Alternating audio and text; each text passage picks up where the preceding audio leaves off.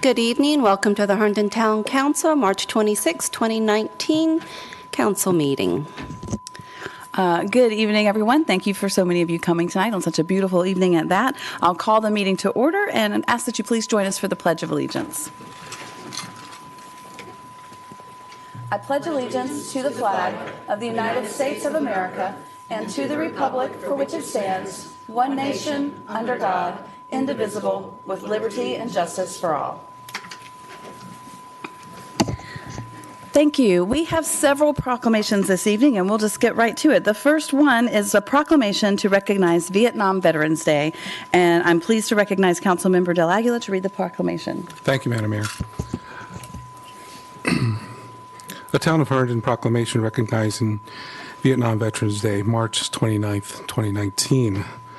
The Vietnam War began on January 12th, 1962, with Operation Chopper near Saigon, and the last American troops left Vietnam on March 29, 1973.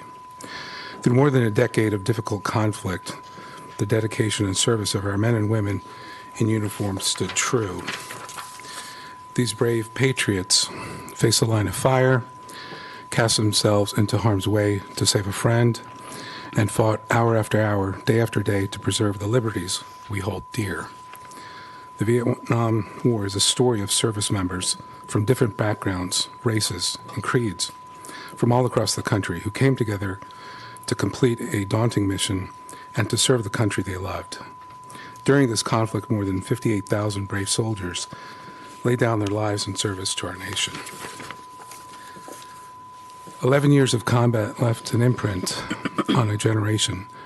Thousands of soldiers returned home bearing battle wounds.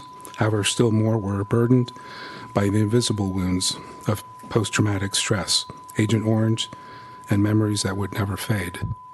Yet, in one of the war's most profound tragedies, many of these men and women came home to be shunned or neglected, to face treatment unbefitting their courage and a welcome unworthy of their example. This must never happen again. Therefore, the Mayor and Town Council of the Town of Herndon, Virginia, hereby proclaim March 29th, 2019 as Vietnam Veterans Day in the Town of Herndon, to pay tribute to the fallen, the missing, the wounded, the millions who served, and those who anxiously await their return, and reaffirm one of our most fundamental obligations to show all who have worn the uniform of the United States the respect and dignity they deserve. Furthermore, the Mayor and the Town Council of the Town of Herndon, Virginia, hereby call on all citizens to observe Vietnam Veterans Day with the appropriate programs, ceremonies, and activities. Encourage the display of the flag of the United States of America to honor our nation's courageous veterans. Thank you, Madam Mayor. Thank you, sir. Comments from Council, Mr. Del Aguila. Yeah, I'd first like to personally thank everyone who has served this country with your courage and your dedication to service. I also would like to share that two of my uncles came to this country in the 60s, and they served and got their citizenship through service. And for those that don't know, our name is Spanish for of the eagle, so we really, really take pride in this country. So thank you, Madam Mayor. Thank you, sir. Other comments from the council? Mr. McKenna. Yeah, I'm a son of a Sullivan Rule son. My father was a surviving son from World War II, but where I grew up, a lot of people served, including friends of mine who have passed away, including Kenny Nagel from complications of Agent Orange when I was younger. Bill Mann and a man named Frank Bellany, we used to call him Fig, and he was a bartender in my local town, and he used to say things when my dad would want to get a ham and cheese sandwich. He'd go, "Mr. McKenna, I'd get you a ham and cheese sandwich if we had cheese." And he would always just have something good to say. He always gave me good advice, and when he passed away, I didn't realize that he was a Purple Heart recipient. He did 2 tours, and he was a hero, and he never talked about it, but he just had a quiet dignity and a respect, and these are the kinds of things that really matter, because these are people we need to look up to, and I want to thank everyone who served in the armed conflicts and everyone that's here today and honor that. Thank you. Thank you, sir. Other comments from council? Ms. Friedrichs. I just want to join my council members in thanking you all. I appreciate your service. Thank you. Ms. Baker, followed by Mr. DeCall.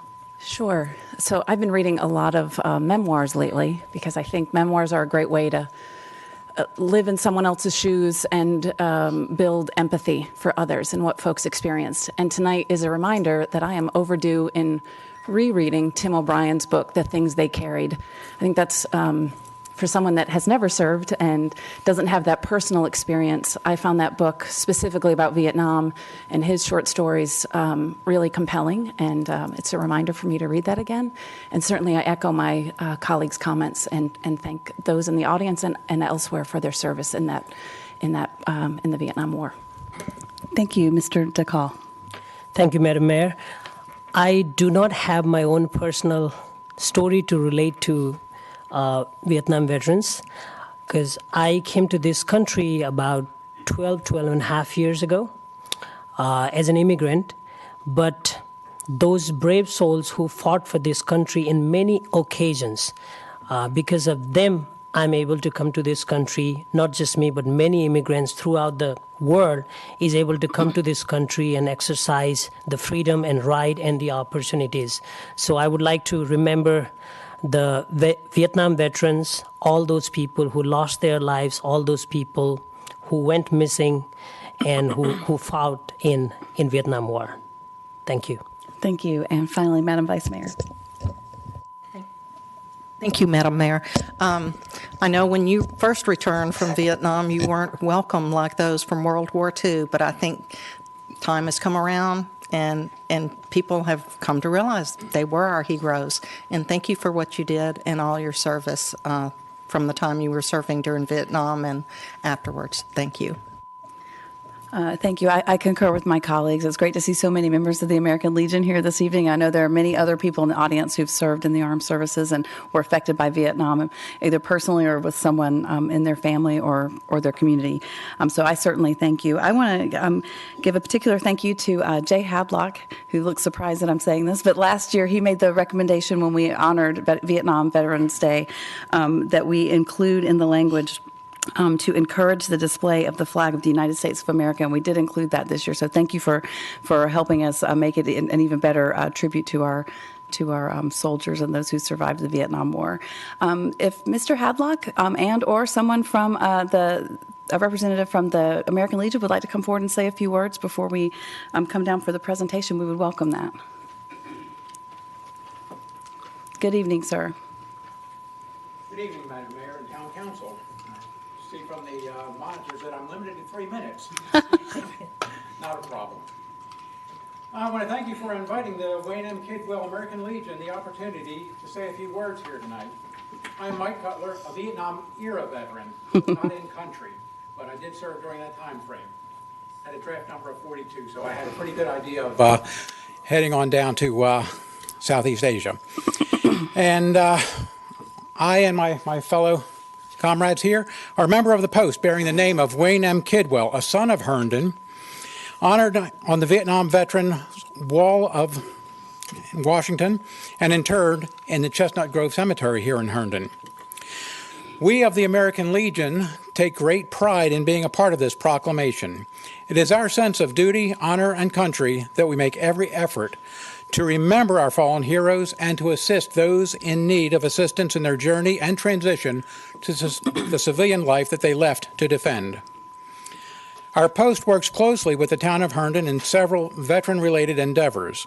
We start the year by honoring the Vietnam veterans with this proclamation. We enjoy the support of the community in distributing poppies during the Memorial Day weekend. We spearhead the Avenue of Flags at the Chestnut Grove Cemetery each Memorial Day to honor the fallen, and on Veterans Day to remember those and thank those that have served our country. And on this 100th anniversary of the founding of the American Legion, we are indeed proud to be part of the town that is named for Commander William Lewis Herndon. Thank you. Thank you, sir. Mr. Hadlock, did you have any comments? Okay, thank you. Well, we certainly are grateful to have so many of you here, and I would invite down the entire town council, the town manager and attorney, Mr. Hadlock, members of the American Legion, and anyone in the audience who would like to come forward who has served in the armed services or are Vietnam veterans or just would like to show your respect. We welcome you forward with us.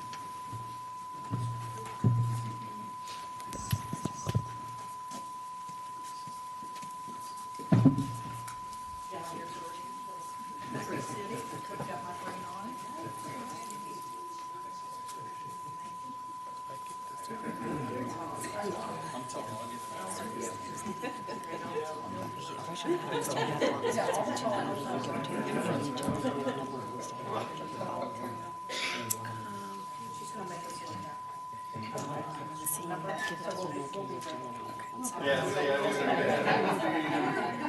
can everybody angle this way? Right here. Okay, everybody angle and look at Daniela. Everybody look at him, not at me.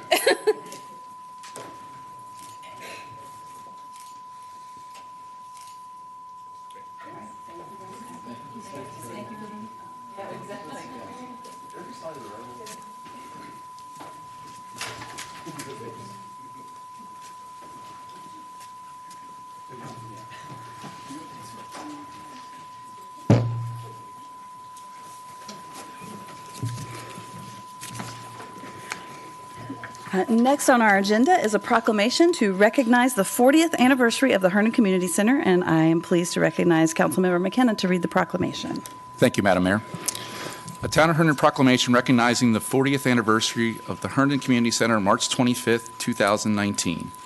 The Mayor and Town Council of the Town of Herndon, Virginia hereby honor and celebrate the 40th anniversary of the Herndon Community Center, highlight the flagship facility for the Town of Herndon's Department of Parks and Recreation, which opened in 1979, express our appreciation to the staff and volunteers at the Herndon Community Center who maintain the community facility, provide outstanding customer service 7 days a week, produce programs for all ages, encourage outdoor activity, educate citizens on behaviors and practices that support healthy lifestyles, and collaborate with community groups to enhance and provide recreational programs, events, services at the Herndon Community Center, all of which would bring citizens together and generate a sense of community, preserve our town's heritage and sense of place, and enhance our quality of life.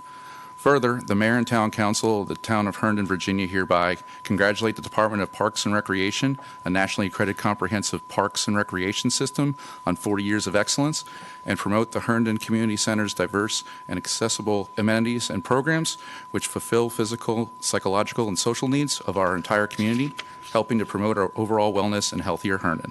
Thank you, Madam Mayor. Thank you, sir. Comments from council? Mr. McKenna. Yeah, this is great. I mean, it's called the community center for a reason. It brings people together, and the work that Cindy Roeder and her organization have done has been spectacular. And I can say one thing I'm very proud of from a personal point of view is when I first moved here, I was having, my mother and father were sick, and I was very overweight. I was well over 300 pounds, and since that time till now, I've lost 116 pounds in a matter of 2.5 years, 3 years, and a lot of that is because of things like the WOD Trail and activities that are promoted by the town. So for my behalf, I want to say thank you. Thank you, sir. Other comments from council? Madam Vice Mayor. Thank you, Madam Mayor. So when we moved to town, we have gotten a lot of use out of the community center. My oldest son was only 6 when we moved here, and when my youngest was born, we moved across town. We started out in Four Seasons, so they went to Hutchison, and then Matt had to change over to Herndon Elementary. He came home so excited because he actually knew children there. Why? Because he had been going to the community center for the summer fun program every summer. So that made that 5th grader very happy that he already had a handful of friends that he had been playing with for years right there at the community center. Thank you. Yeah, thank you. The community center is is a big way that a lot of people are introduced to the town through programs with their young children, and it's just a great resource, and I'm thrilled to have it here. So I'm going to invite Cindy Roeder down if you'd like to come down and make some comments.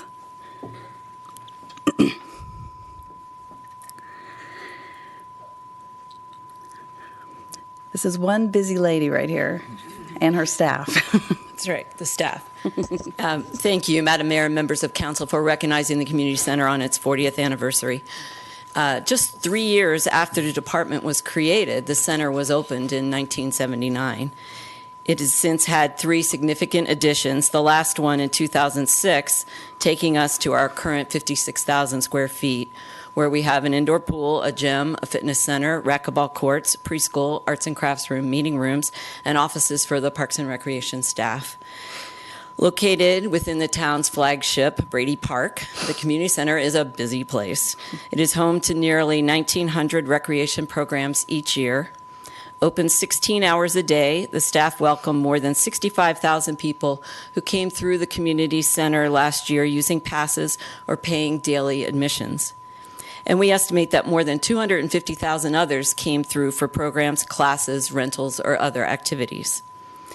I am appreciative that the community center and Parks and Recreation staff as a whole are dedicated and passionate individuals who have been recognized by our patrons for consistently providing outstanding service to those with whom they interact.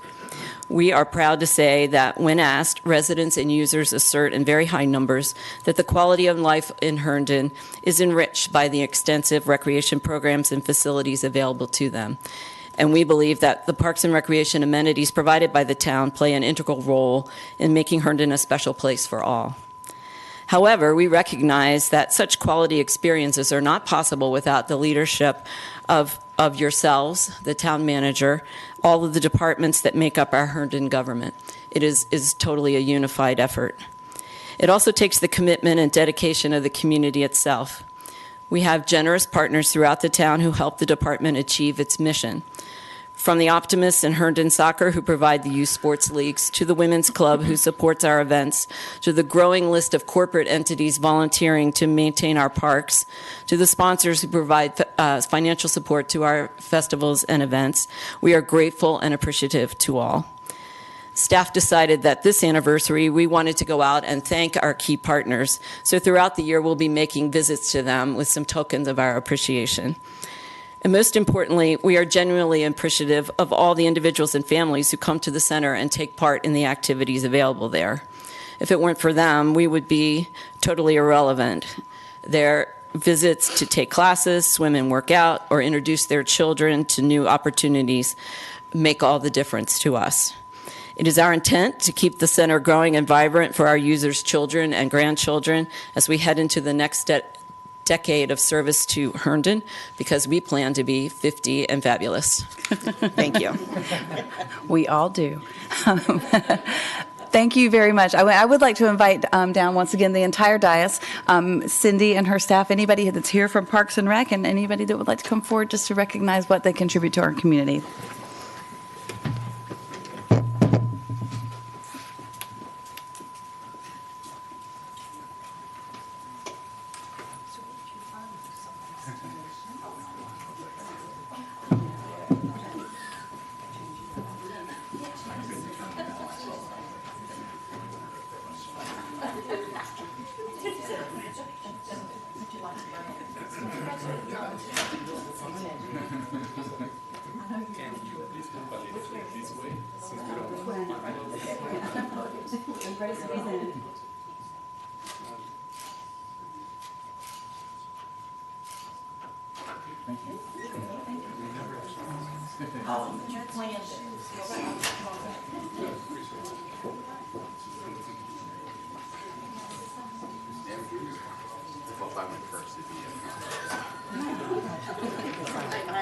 Oh, there's no doubt.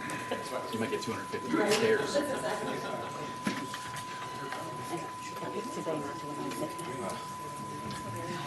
Get this down one of these days. We should be like on Ellen, where everybody just falls through the floor. What's that? All this, Oh. 250 this summer. I know, exactly. Next up is a proclamation to recognize National Volunteer Week, which is near and dear to our hearts here in Herndon. And now I'm pleased to recognize Ms. Friedrichs to read the proclamation. Thank you, Madam Mayor. A Town of Herndon proclamation recognizing National Volunteer Week, April 7th through April 13th, 2019. President Richard Nixon established National Volunteer Week by executive order in 1974 as a way to recognize and celebrate the efforts of volunteers. Now in its 45th year, National Volunteer Week has grown exponentially, with thousands of volunteer projects and special events scheduled throughout the country. Together with the theme Celebrate Service, National Volunteer Week aims to inspire, recognize, and encourage citizens to join together and seek out creative ways to serve their communities. During this important week, we celebrate the impact of volunteer service and the power of changemakers to come together to tackle tough challenges and build stronger, more vibrant communities. Therefore, the Mayor and Town Council of the Town of Herndon hereby proclaim the week of April 7th through April 13th, 2019 as National Volunteer Week in the Town of Herndon and promote the opportunity to honor the many volunteers who engage in the Herndon community, selflessly dedicating themselves to the service of helping others. Further, the Mayor and Town Council of the Town of Herndon hereby encourage all individuals to take action by supporting volunteer programs that benefit Herndon residents of all ages, including in the fields of health, history, recreation, safety, social services, sports, the arts, and the environment. Further, the Mayor and Town Council of the Town of Herndon, Virginia are keenly aware of and appreciate the dedication and contributions that Herndon's many volunteers, past and present, make toward improving our quality of life and making Herndon a special place to live, work, and recreate. And to the 35th consecutive year, the town looks forward to honoring Herndon's outstanding and distinguished individual and corporate volunteers at the Mayor's Volunteer Appreciation Reception on Sunday, April 7th, 2019. Thank you, Madam Mayor. Thank you. Comments from council? Ms. Friedrichs. Okay. Once again, I want to reiterate that the mayor and members of council will be personally thanking as many volunteers as we possibly can on April 7th for our 35th Volunteer Appreciation Night. And I do want to thank those of you in the audience, and I see a lot of you who give so much to the town. Of your special talents, of your efforts, of your money, of your staff. I particularly am noticing Jimmy in the audience tonight, Jimmy Cerrito of Jimmy's Old Town Tavern, who I've worked with a number of times on fundraisers. So let me just say that a little quote from Albert Schweitzer: "Wherever you turn, you can find someone who needs you. Even if it is a little thing, do something for which there is no pay but the privilege of doing it. Remember, you don't live in the world all of your own. Whatever matters to you, whether it's sports, health, the arts, clean water and air, energy, emergency relief, hypothermia prevention, so many things, I encourage you to volunteer. It permanently changes our community for the better, and it also provides spiritual sustenance to the person who volunteers. Town boards and commissions are composed mainly of volunteers. Friday Night Live is a volunteer Chamber of Commerce event. Herndon Festival uses massive numbers of volunteers, as Cindy Roeder will tell you. Many of them are provided by our civic organizations and the businesses, large and small, that make up our town. And an example of this would be the life of Herndon resident Manny Fierro, who will be recognized posthumously by the Herndon Rotary Club as Citizen of the Year on April 11th. Manny was passionate about providing health care for those who had no access to medical services and medications. His fundraising with other community members through the Herndon Rotary Golf Tournament supported the Jeannie Schmidt Free Clinic, which is now called HealthWorks. That clinic was originally completely volunteer-run, doctors, nurses, everything. Its value has been proven and is now funded by the county, by local hospital networks and others, and run by paid professionals. That's the power of volunteering. You see a need, you provide your time and talent, you help provide funding, and become part of the fabric of a successful and caring community.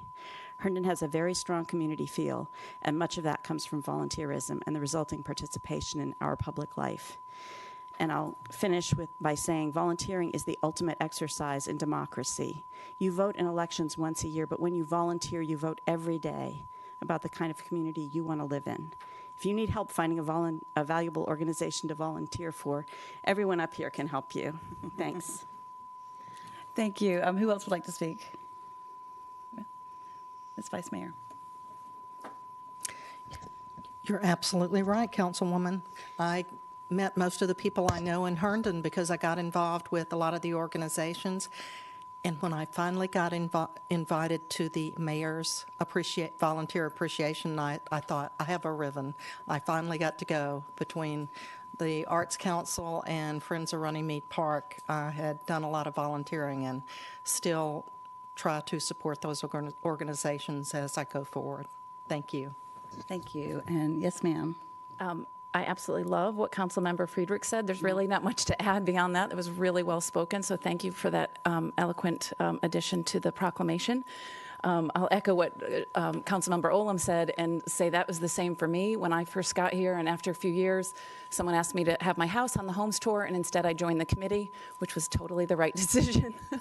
You eventually ended up on the Homes Tour. And I eventually ended up on the Homes Tour. Tour. But it was such a great way to get involved, and volunteers certainly are the heartbeat of the community, and we're looking forward to celebrating so many of you on April 7th. Thanks. Thank you. And finally, Mr. DeCall.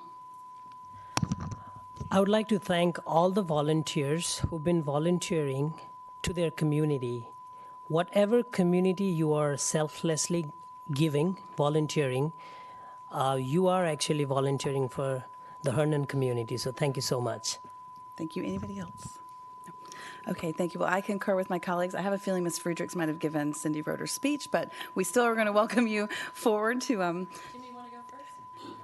Oh, we're not giving Jimmy the mic. No, no, I'm teasing. We would love for Jimmy to come forward as well. Do you want to come speak? Oh. Turn on that green light. No. There we go. 3 minutes, right? I don't know. As God bless Herndon. It's real easy to be a volunteer in Herndon, and I learned years ago as a young bartender to combine fundraising and community events with a tavern or a pub was like peanut butter and jelly. Mm-hmm. So it was real easy. And I'm going to just say thank you to the entire staff, every patron that's ever came to Jimmy's, everyone who's ever helped with anything we've ever done. And as you all know, we're just getting started. And I also want to, not just Manny, but I want to remind everyone that we lost one heck of a volunteer when we lost Harold David J., Uncle Dave. And I know him and Manny are up there volunteering right now. They're brushing off angels' wings and you know, helping anywhere they can. So God bless you all. Thank you very much. Thank you, Jimmy. Don't go far because we're going to have a photo op in a minute. Thank you for the opportunity to speak about the value of our community's volunteers. I get this opportunity every year, particularly because we help facilitate the reception, but also because volunteers are so important to the Parks and Recreation Department and our programs. And by help facilitate, I mean they do everything. I don't know why it's called the Mayor's Volunteer Appreciation Night, because staff and volunteers do it all. So thank you. You're very kind. And Council Member Friedrich's words were very articulate, and it's not exactly what I was going to say, so I'll just add a little bit of detail to what you presented. But this year is the 35th reception. We will be recognizing more than 330 individuals representing 28 different organizations who have contributed at least 100 hours of service to benefit the Herndon community. And as you well know, many of them have contributed several hundred hours over multiple years to the organizations where their passions lie. We have seen the results in many ways. For example, volunteers who help the elderly, who coach and mentor youth, who provide food and medical assistance to those who struggle, who provide artistic and cultural opportunities for all to enjoy, and who respond in emergencies or traumatic situations. Herndon is fortunate to have so many concerned and generous citizens. And for Parks and Recreation, more than 4,100 volunteer hours were gifted to the department last year. The largest portion, 1,200 hours, despite the rain, part of the Herndon Festival. But nearly 400 hours were contributed to maintaining and enhancing our 11 town parks and green spaces. We are seeing an incredible growth in the interest of our corporate partners to come out and volunteer in the parks and do what they can for the town. Just so you know, at $24.69 per hour, which is the current rate of a volunteer hour, that's well over $100,000 contributed to Parks and Recreation alone. So imagine what those numbers are for our community at large. And while we take time out during National Volunteer Week to specifically recognize these individuals and organizations, we realize they are an integral part of what makes Herndon special on a daily basis, and we thank them wholeheartedly for everything that we do. Thank you so much. With that, I would like to invite down the entire dais once again, Cindy and Jimmy and any of our other volunteers who are here. Jimmy is a past Distinguished Corporate Service Award recipient, and I think I see at least one or two other recipients of volunteer awards out there, so please join us.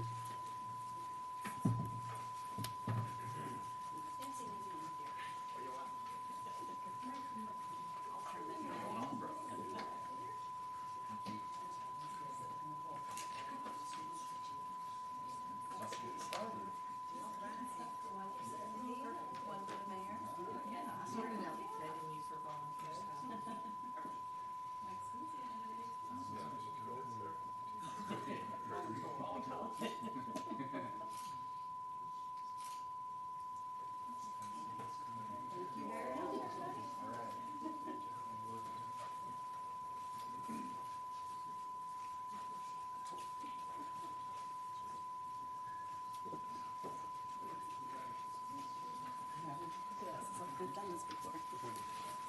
I know, right? Just think how good we'll be after two more. Next up is a proclamation to recognize Local Government Education Week, and I will recognize Councilmember DeCall to read the proclamation. It's a pleasure. Thank you, Madam Mayor. A Town of Herndon proclamation recognizing Local Government Education Week, April 1 to April 7, 2019. On February 29, 2012, the Virginia General Assembly designated the first week of April as Local Government Education Week throughout the Commonwealth of Virginia. This week was selected because on April 2, 1908, the council manager form of government was created in the city of Staunton, Virginia. During Local Government Education Week, municipalities throughout the Commonwealth are recognized for the valuable services provided to the residents and communities they serve. Therefore, the Mayor and Town Council of the Town of Herndon, Virginia hereby proclaim the week of April 1 to April 7, 2019 as Local Government Education Week in the Town of Herndon. Express appreciation to the town staff for the vital role they play in educating our community through initiatives such as youth and citizen police academies, National Night Out, participation in local school activities, providing internship opportunities to students, promoting career opportunities at the town, safety, building and home maintenance workshop, enforcement of state and local laws, and community meetings on matters of importance to our citizens. Further, the Mayor and Town Council of Town of Herndon, Virginia hereby express gratitude to the town staff for their dedication to our residents. Recognize that citizen services, including law enforcement, public health and safety, recreation, and educating local children are best delivered at the local level, and encourage increased civic education and engagement to strengthen our sense of community throughout Herndon, both during Local Government Education Week and throughout the year. Thank you, Madam Mayor. Thank you. Comments from council? Anyone? No? You can start. You can start. No, you usually start. All right, sure. All right. All right, thank you, Madam Mayor. I just invite everybody to learn more about the local government and its bodies, and more about, the civic education. Herndon is a great place. We have great town, and we have great local government and the bodies. So I invite everybody to learn more about and engage through civic education and activities. Thank you. Thank you. Any other comments from council? Ms. Friedrichs. I concur with Councilmember DeCall and just want to echo the proclamation and thanking all of our staff and for all their work. It's quite a job keeping a government going, and they are magnificent. So, Thank you. Thank you. And Ms. Baker. Absolutely. I'll just echo that and say I like what's mentioned in this because as far as a council member, these are some of the best sort of extracurricular things we get to do. National Night Out with our police officers and staff is literally one of the best nights of the year in Herndon, in my opinion. If you haven't participated in that, if your neighbors, please reach out to Denise Randalls in the police department and make sure that your neighborhood is on that route because it's an amazing experience to just see our police force in action. The ability that we get as council members to engage with our scouts, with our schools that come in and want to hear about what's happening at the local government level, which is, we're in a unique position in Herndon where even though we live close to DC, the government feels really big and far away, right? But if you live in Herndon, those students can get a very accessible view of what's happening, and which is what's really important is that civic engagement, teaching them early about how important it is to be engaged in your community as a volunteer, learning what your responsibilities are as a citizen, and of course, eventually voting. So I love that part. And of course, that we also are recognizing our staff. So thank you to our staff for all that you do for us. Thank you. I concur, and I will call on the town manager, who I believe has a few comments for us. Absolutely, Madam Mayor. Thank you.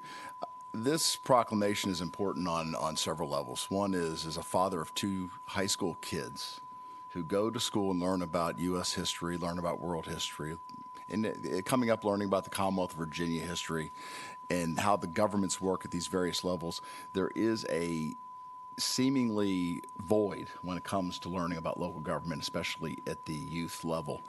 And as I constantly remind them, every time you turn on a faucet, flush a toilet, drive down the street, put something in the trash can, put something in the recycling bin, when you're in stress, to know that Herndon Police is only a couple minutes away from you to come to your aid. That's all local government in action. Parks and Rec, what they provide in terms of recreational activities and leisure time activities for the citizens of this town and actually this end of the county, is truly a testament to local government in action every day that we somehow seemingly take for granted because we expect that water to be on. We expect that toilet to flush. And actually, believe it or not, as I remind folks all the time, being taken for granted is one of the most supreme compliments because that means that you're doing the job. So it's okay to be taken for granted. I concur with each and every one of you. We have a phenomenal staff. Our management team and the people that in their various departments are some of the best people I've ever worked with in my entire career. I'm proud of them each and every day, and they make me proud each and every day. So with that, I encourage folks to get out there and encourage people to learn about local government, what it can and can't do, what it is there to do. If you have a problem with the federal budget, you can't go storm Congress. You can't go even down to the State House, but you can stand at that podium and tell the folks sitting up here what you think about that budget. And I encourage that. It's truly public participation at its finest. And so, again, I encourage folks to engage and truly go out and teach our youth and learn yourself what local government can and can't do. Thank you, Madam Mayor. Thank you very much. I would like to invite down the entire dais once again for the presentation. And town staff that's here that would like to come, we would love to see you, and we'll see you down there.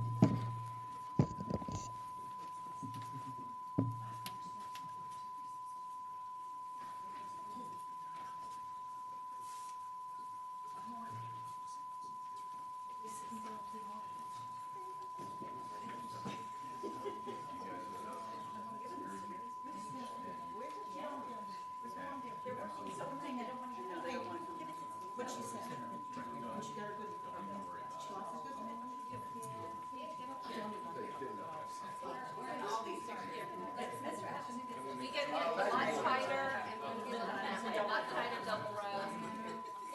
Double row. Come down a little bit further. We're going to do a double row. Everybody look at double row.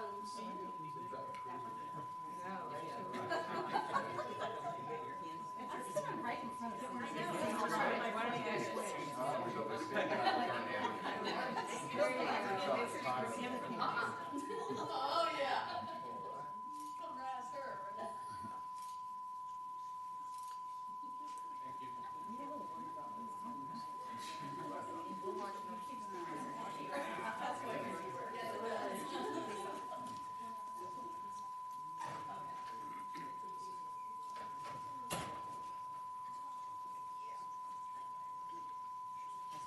saying I should wear Zachary's little, or Lila's little skate shoes to these meetings.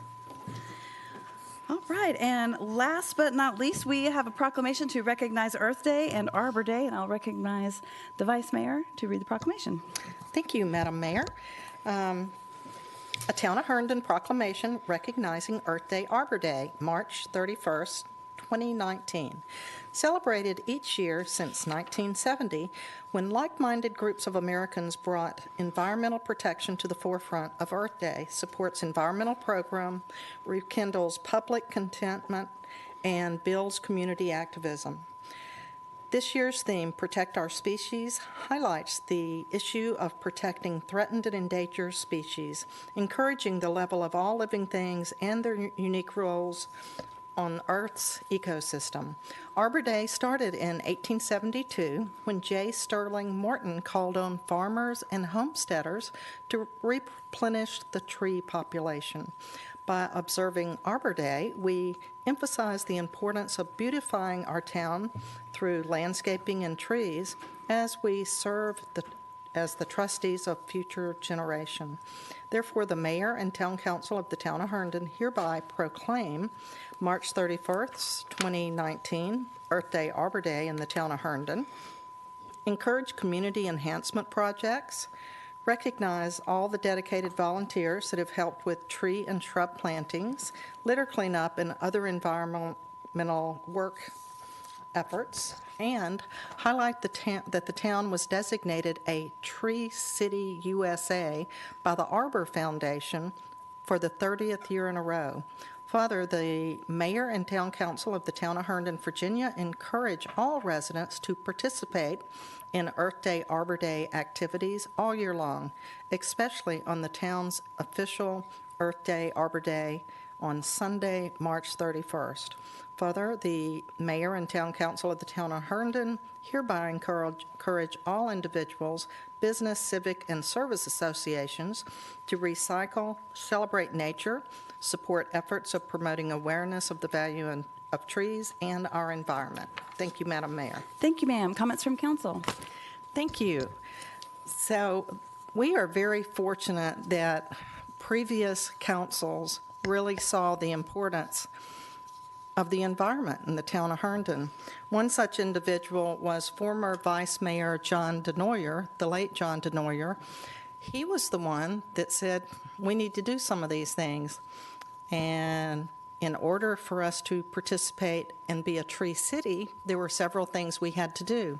One of those things was to hire a town forester, which we're thrilled that our town forester is still with us, that John DeNoyer helped pick.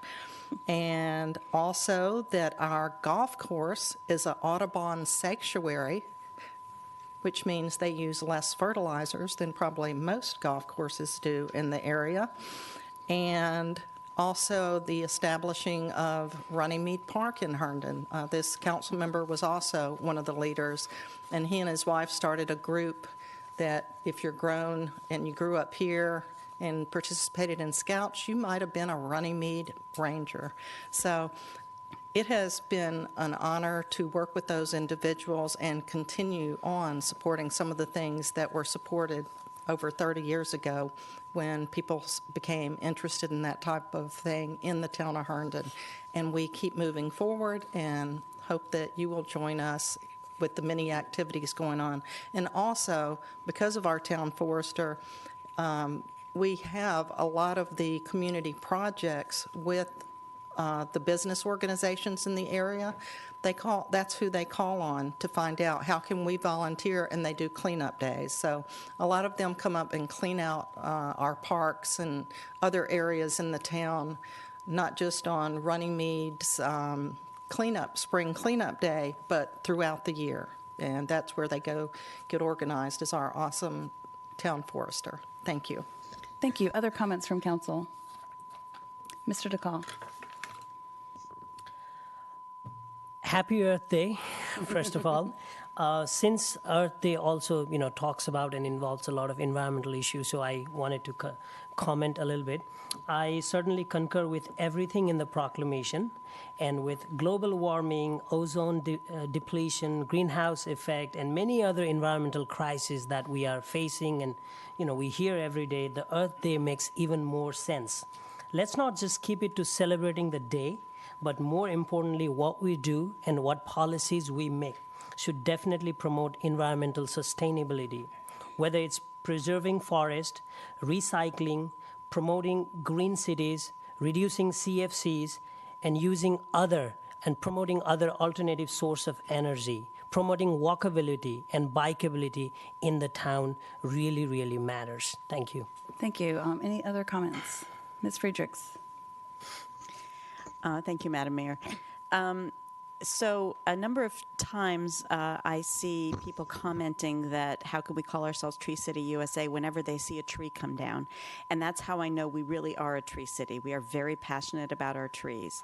About a year ago, most of the ash trees in the area started to experience death, but it wasn't apparent right away. There's a I think it's an ash borer that's killing all the ash trees in our area, and a lot of trees were taken down. So I think that we need to give ourselves a little pat on the back whenever we worry about this, because we are concerned about our environment and we do the best we can. We can't save every tree and we can't prevent private people from cutting down their trees on their lawns. But this town has more trees now, I think Madam Mayor told me a while back, than it did during the Civil War. Is that right? Yeah, you took my story. Okay.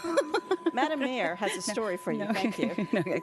Thank you. No, it is true. I mean, people, we have heard exactly what Ms. Friedrich said. I see trees are coming down. You're not really a tree city. Well, when we were a dairy farm town, we had far fewer trees than we do now that we are more, built up, and we have been very cognizant of our parkland. We have 11 parks in our 4 square miles. And how big is Runnymede? It's 58 acres. 50, I see Carol saying, yes, 58 acres of a natural park in our 4 square miles. I always love to contrast that with our metro station area, which is going to be very densely developed over time. That is only 38 acres, and I think that people are surprised when you really kind of put that in perspective. So. Thank you for letting me tease you about that. Ann Rust actually is the one who pointed that out to me. So it was I've used that line a lot, but it is true. In our town. Forrester is here, and he travels everywhere he goes with a tree in hand. Is that right? So I'd like to invite our John Dzinski to come forward. He's going to introduce Mr. McGlone from the Virginia Department of Forestry. And he's got hats and all kinds of stuff. We should invite you more often. 30 years. I guess I am getting older. No pressure for 31. Yeah. Before I introduce Jim, I'd just like to thank the mayor and town council, fellow town workers, volunteers, organizations such as Friends of Runnymede Park, and of course the town citizens for all your continued support. Without your support, we wouldn't be in the shape we are in now. And just as a little token of our appreciation, we have a little token Tree City USA hat. Oh. Mayor and town council. Thank you.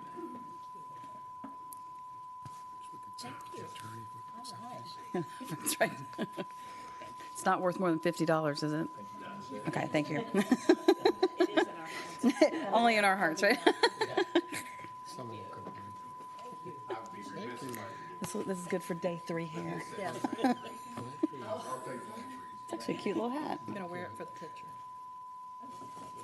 Look at that. Are we all So while aware? I'm up here, I'm going to promote a few things. On Sunday, the official Earth Day Arbor Day, we're going to, in conjunction with Parks and Rec, we're going to have, in dedication of Earth Day Arbor Day, it's going to be dedicated to the Earth Day Arbor Day, the icebreaker run, and it has back in the back.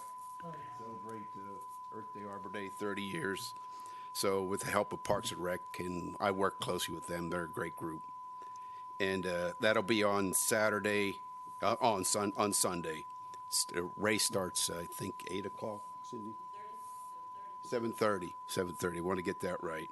And we'll be handing out everybody that runs gets a free street tree. So, and they also, the first three place finishers will get a gift certificate from the Merrifield Garden Center. Nice. And we'll have little things like pencils and tattoos and stickers, that type of thing. And after that, there'll be a short tree planting ceremony at the Herndon Police Station, approximately 9:15. And while I'm up here, I'm going to promote a few other things. This Saturday is the Kids Fishing Derby. Oh, yeah. So if you have any kids out there that want to come, it's Saturday 8 to 12, and it's back Sugarland Run behind the Herndon Police Station. And I would like to thank the Herndon Police and Herndon Fraternal Order of Police for their continued support and donation of funds to purchase the trout. They've been doing it ever since we started, and I can't remember the number of years. So, and also the park and stream cleanup is on April 6th from 8 a.m. to 12, and we meet at Runnymede Park, and hot dogs will be provided. And lastly, the farmers market begins on Thursday, April 18th. So from there, just a couple things that Vice Mayor Sheila mentioned about two people that I'd like to really recognize that has passed on is Dr. John Denoyer, very instrumental in the way we are Herndon as far as environmental. He was, him and Ann Jonka, those two were very instrumental in Runnymede Park and all the environmental efforts that started here in the town. And of course, they brought me aboard, so we butted heads a few times with Ann, but that was all right. So from there, I'd like to introduce James Jim McGlone, PhD. He's an urban forest conservationist with the Virginia Department of Forestry, the Northern Virginia area, Central Region. I've known Jim a long time, and him and his cohorts for the Virginia Department of Forestry have been superb supporters with the town, and I can guarantee you without their support, we wouldn't have got a lot of trees in town planted, and I really appreciate their efforts and all their support. Thank you, John. Madam Mayor, Council, I can relate to your conundrum with people stealing all your material. Oh. Thank you, Ms. Vice Mayor. She's absolutely right. 30 years ago, the town of Herndon hired, as somebody said, the awesome John Dzinski.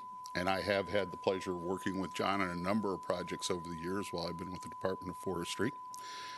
They also passed some ordinances to protect trees, which is an important part of the designation for Tree City, USA.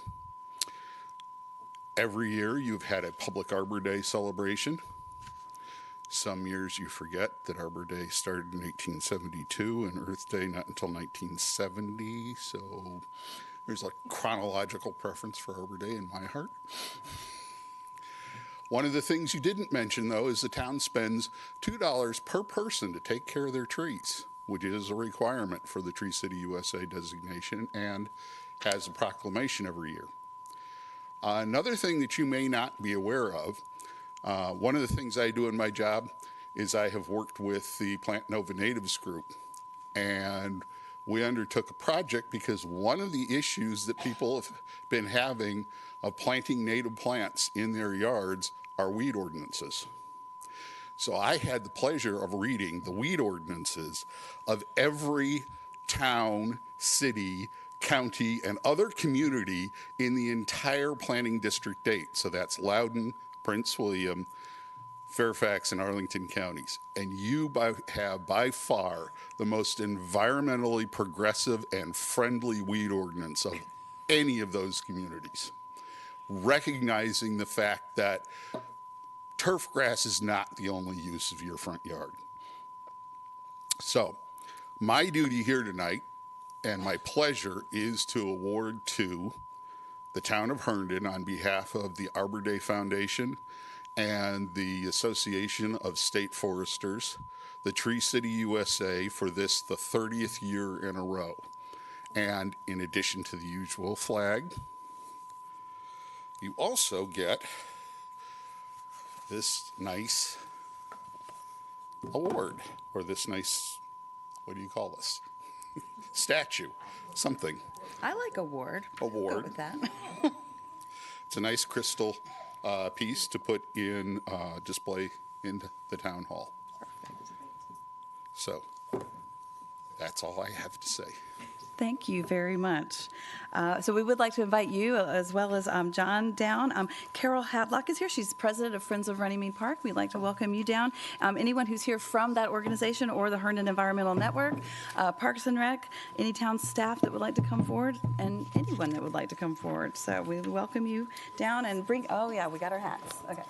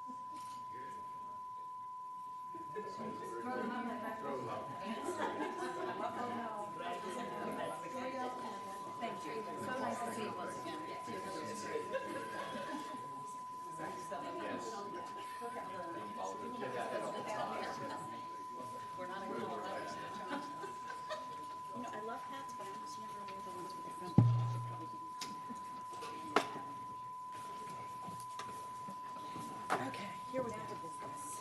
All right.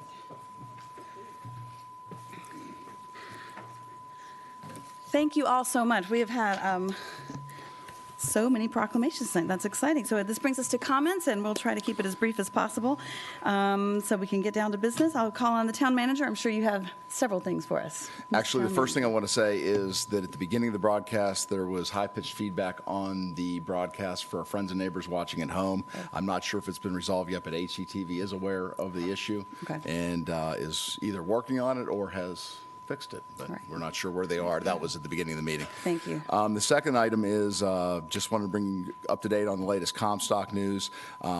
Staff is engaged with Comstock on several planes. We're still working with them diligently on the last few site plan comments on their fourth submission of site plan. That includes the various document chases we have to do to get the right documents together to include into a site plan before approval can be granted. We also are working closely with them, and we're making progress on the transitional parking plan as well as on the transitional art space relocation. So we're still working very diligently, and we're making progress on both those fronts. So work continues. With that, I have nothing else, Madam Mayor. Thank you. Great. Thank you. I'm going to switch it up. I'll start with Mr. McKenna this evening. I just have one thing. Some of you may know Friday will be the one-year anniversary of Jeff Davidson Councilmember Jeff Davidson when he got into his car crash. And I wanted to bring it up because he was a very thoughtful and diligent member of council. He did succumb to his injuries on April 7th of last year. And every time I talk to him or say anyone who said anything, he would always say, "How are you doing?" And he'd go, "I'm doing great." And I would in fact, I'm wearing them now whenever I come up on council. I have Tony the Tiger socks on, just kind of a personal reminder to myself that, we're all human beings and we all have mortality. And, I definitely miss his point of view, but I just think it's important that we keep his memory alive. And that's all I have to say. Thank you. Ms. Friedrichs. I will keep it brief. As you probably know, I'm the town's appointee to the Fairfax County Economic Advisory Committee, and our most recent meeting was last week. I was sitting next to a council member from Vienna who commented on the fact that we were updating our code of conduct. And she was very impressed with our discussion. Because of the typo in some newspaper article, it said Vienna instead of Herndon. so she listened to the whole thing, and she was very impressed. And so I think that's a tribute to the town that they've asked us to do this, and we're working it through. And I posted a copy of our current code of conduct on my Facebook page because people have said they didn't know that we had one, so I just thought that might be helpful. Also wanted to relate from the Fairfax County Economic Advisory Committee that Rob Stalzer, who was the deputy county executive, retired. He had been the Herndon town manager from 1988 to 2000, and he has recently been appointed as the city manager for Fairfax City. The new deputy, what do you call him? The deputy, not the sheriff, but anyway, her name is Rachel Flynn. So she sounds really wonderful. We're doing some efforts on benchmarking some economic success factors, and a couple of them, Herndon doesn't do all the things that the county does. We don't do a lot of social services, but there were some interesting benchmarks, and one of them was the arts. They have listed 35 different economic indicators that they think are really important, and one of them is access to the arts, and Herndon ranks pretty highly. So I encourage you all to go to the fairfaxcounty.gov website and look at the benchmarks that they are using for success and see what you think. Thanks. Thank you. Mr. Dahlia. Thank you, Madam Mayor. Just want to echo on the Code of Conduct and Ethics. We are working that. Hopefully we'll come to a conclusion on that quickly.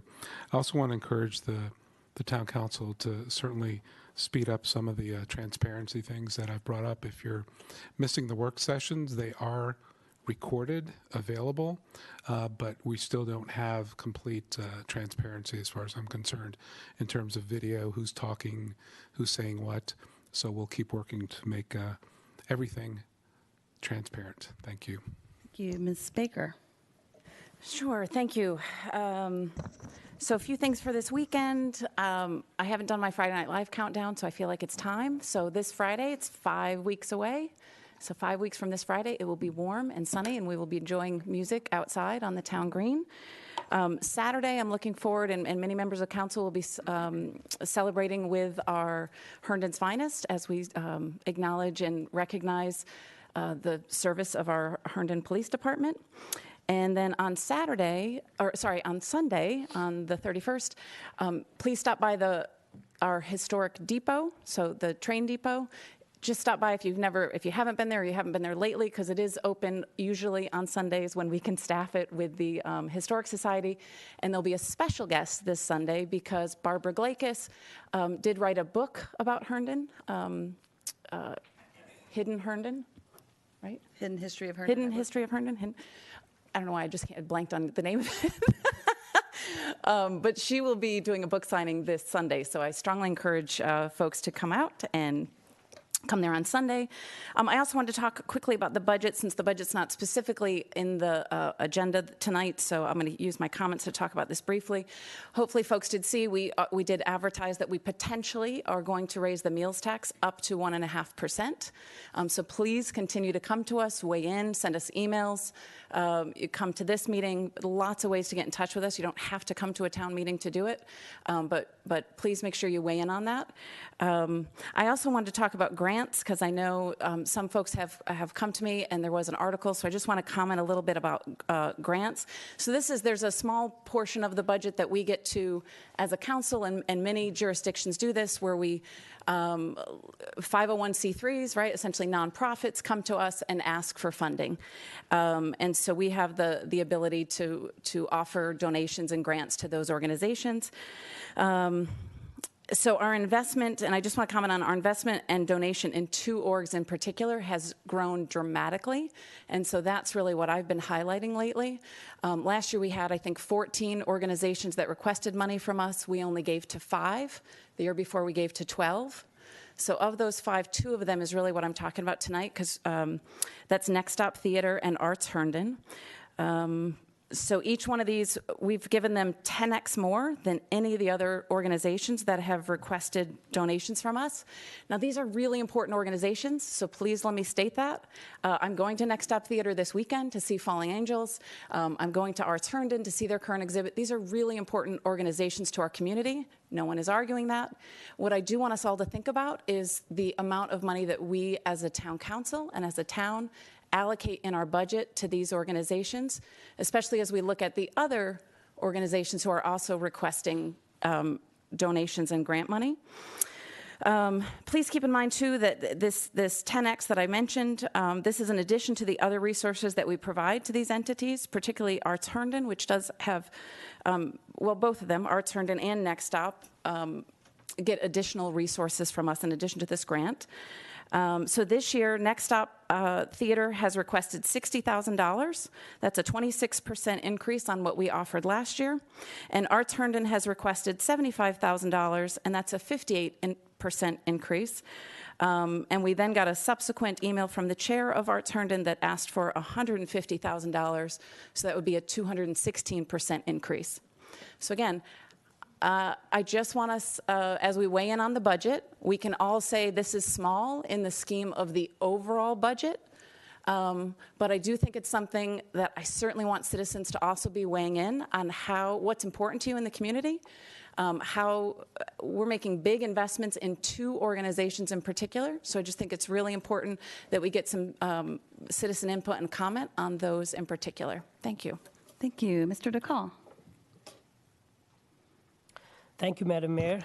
Just wanted to update a few things. I went to attend a conference organized by DRCC, Dallas Regional Chamber of Commerce, Innovate Conference in CIT building. Former U.S. Department of Transportation Secretary Ray LaHood was also there. It was about creating smart cities through harnessing digital technology and intelligent design with high-quality living and high-quality jobs, and Herndon is certainly moving to that direction, so it was very important information to grab. Another one is attended community forum on affordable housing at the Baptist Church in Vienna. With the increase in IT jobs and everything and the house pricing going, affordable housing is another issue in this area. So I wanted to see how Fairfax County and Commonwealth of Virginia is addressing that issue. So great information there. Third one is I also attended Herndon Chamber of Commerce meeting, and the keynote speaker was Senator Jennifer Boysko, who updated a few things. From Richmond, which includes increased budget on school system that includes a 5% raise in teacher salary, which is pretty good because I think it was a long time due. And also attended DRCC Metro Monday to understand the updates on Silver Line. And with the information given, it is 92% complete. And the Herndon station is 97.5% complete, if I'm not mistaken. Another thing is I certainly concur with all the council members. Please keep the information, ideas, issues, and any countermeasures coming. We've been receiving a lot of emails, and a lot of folks are actually joining the public hearing and work session. That's great. Please keep us bringing those ideas, because we are here to listen to your ideas and then discuss on these ideas and implement some of those great ideas. So please keep them sending ideas, whether it's budget, any other important issue related to the town. Thank you. Thank you. And Madam Vice Mayor. Thank you. Just want to give everyone a word of warning. Be very careful what's going on Monday, what you read, see, and hear. It's April 1st. So don't let someone pull an April Fool on you. They always have something on the news and the radio stations, and even the Post has done it before. With the town government proclamation, I just want to say, when I decided to move to town almost 30 years ago, we specifically would not move outside of the town limits of Herndon. We wanted our own government. And the reason is, as our town manager said, you can come and speak to us. So you don't have to speak to me at these meetings. I'm available anytime. There are no other Olams except my son back there, and if you call him, he'll direct you to me, and vice versa. So please reach out anytime you want to talk about town business. I'm happy to take your call or meet with you over coffee, whatever.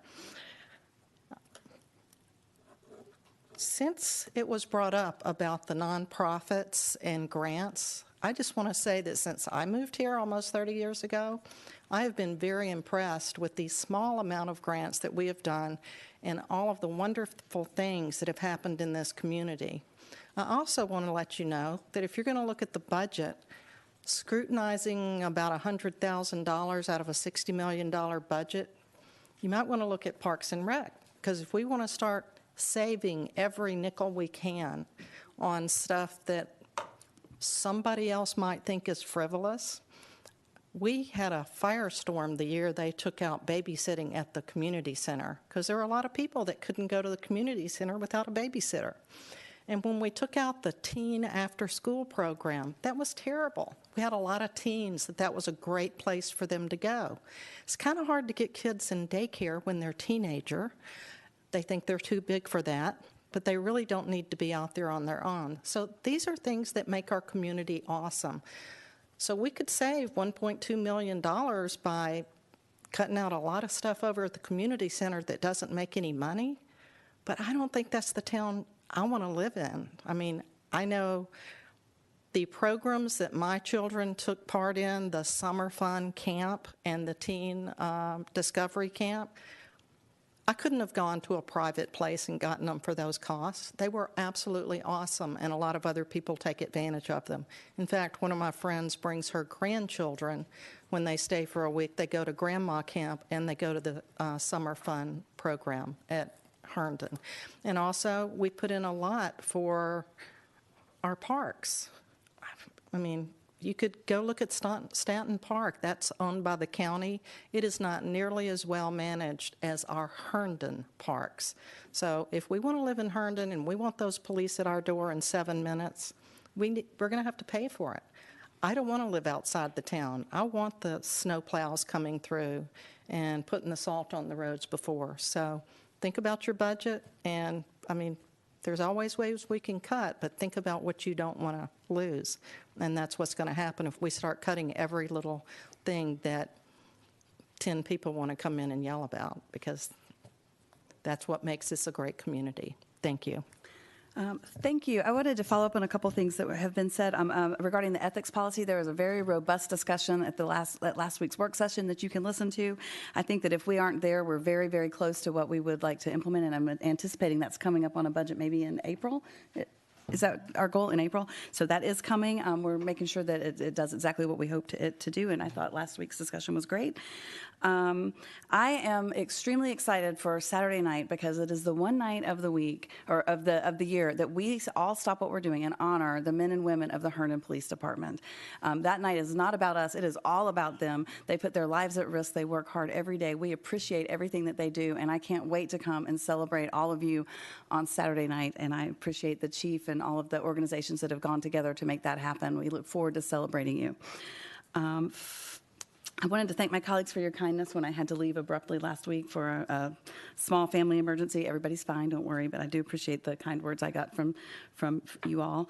Mr. McKenna mentioned Councilmember Davidson. I hope you'll keep his family and his friends and Paula in your thoughts over this next couple of weeks, because anniversaries are tough, and they've certainly been in our thoughts.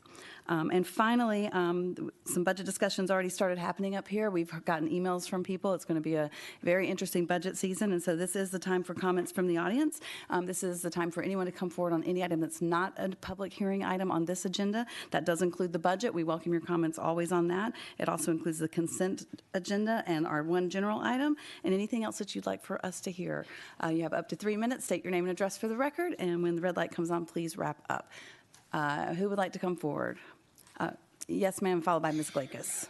It's Barbara Owsley, Town of Herndon, 2101, High Court Lane, Unit 101, the World Gate. I was here before a few weeks ago, and I did speak to Bill on Friday at a phone call. And I just want to clarify that when I came here a few weeks ago, I wasn't asking or requesting you to resolve my issue that's going on with the additional rescue dogs. What I was requesting is to consider to add to your restrictions zoning limitation of animals, to consider how many animals someone can have in a square foot of a condo or an apartment. I would like to have the quality of life as well, but because of that situation, it makes it sort of hard. So I would like to remain in Herndon, but I would like for you truly, truly consider it. It doesn't affect you individually because it's not over your head or you're dealing with it, but we have to be, instead of being reactive, we have to be proactive, and that's what I'm requesting for, and thank you for your time. Thank you for coming this evening. Ms. Glakis.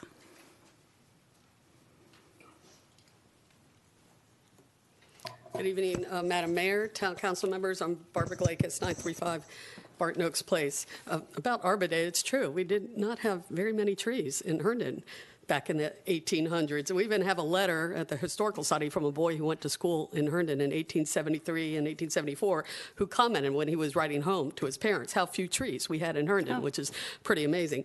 And also in our first ordinances that were passed in 1879, one of those ordinances said it would be illegal to damage trees. So I think our love of trees goes all the way back to 1879. But while I'm really here tonight, I wanted to thank the Parks and Rec staff for all the hard work they do and congratulate them on their 40th anniversary. But tonight, I did want to make a comment on the proposed Parks and Rec fee schedule that's on the general hearing schedule tonight. I wrote to you about this last week, but I want to emphasize my concerns this evening. First, I want to say that I do support an increase in Parks and Rec fees. I think all fees relating to town services should be periodically reviewed and raised when appropriate. My concerns are about how the fees are being raised. It appears that the town residents and senior fees are being raised disproportionately when compared to non-resident fees. In tonight's agenda materials, this page, what's at the agenda, shows only the proposed increases. And I noticed that last week's work session, there was another page that showed both the proposed increases and the current rates so that they can be compared. And when I compared them, I noticed two things. First, many non-resident fees are going down while Town of Herndon resident fees are going up. Specifically, of the 27 proposed rate changes, 13 of the non-resident fees either stay the same or go down, while 13 of those Town of Herndon resident fees go up. And I feel this is just not right. It's the Town of Herndon taxpayers who pay for the Parks and Rec facilities, and we should not have to pay for facilities with our tax dollars and have our rates go up while non-resident rates stay the same or go down. So Town of Herndon residents should always be prioritized and favored over non-residents when it comes to these fees. Second, I noticed that the senior fees appear to be increased a lot more than adult fees. I compared Town of Herndon adult versus senior fees in 5 different pricing categories, and I see the senior passes were increased a lot more than the adult passes. For example, for a 30-day pass, the adult fee went up by $350, while the senior fee went up by $925. And for an annual pass, the adult two-person fee went up by $17, while the senior two-person pass went up by $104. I found other examples of this when I compared the proposed rates to the current rates, and I think we need to keep in mind that many seniors live on a limited income. So I don't know if there's some other reasoning behind this that I might not be privy to. Maybe there is, but I haven't heard from anybody. So for now, I urge you to postpone voting on this. Just postpone voting on the Parks and Rec proposal at this time. I'm not sure if there's any rush to doing it tonight. And ask the Parks and Rec Department to do another review of the rate changes. Again, I do support a rate adjustment. I just like to see it done in a different way, a way that prioritizes Town of Herndon residents and the seniors. Thank you. Thank you, ma'am. Is there anyone else who would like to come forward and speak on any item that's not a public hearing item? Yes, sir. State your name and address for the record, please, sir. You all made me look back 40 years that I've been here, and I'm proud to be part of Herndon. My name's Walt Shorter, Four Seasons, Early Fall Court. I just want to take a moment for, I think, a very historic event that occurred a couple weeks ago, and I want to thank the council, the vice mayor and the mayor for the initiative of bringing the community together on March 2nd to allow us to basically have face-to-face with you all. I just think that was an enormous step for this town council. The people, comments that I've heard have been very positive. It says a lot. It says a lot about this council. You want to hear us. And that's something that in the past 40 years, not always the way. So I want to thank you personally for your willingness to hear us. We may not agree, but the willingness to hear us and educate us as to what your perspectives are. Okay? Thank you. Thank you. Is there anyone else who would like to come forward and speak on any item that's not a public hearing? Okay.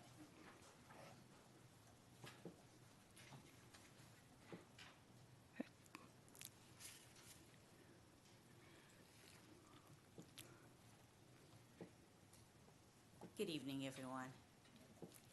You can pull it down. Yeah. My name is Bessie Denton. I live at 496 Virginia Avenue in Herndon. I would like to make a little suggestion for persons that you need to would like to memorialize and remember. Why not put their name on a bench? Just a tiny suggestion, and have a memorial bench for them. Thank you. Thank you. Yes, ma'am. Ms. Veda.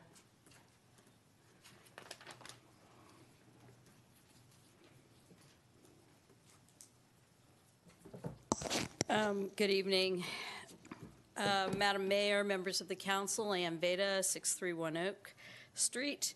About grants, I just spent a magnificent, lovely weekend in Colonial Williamsburg.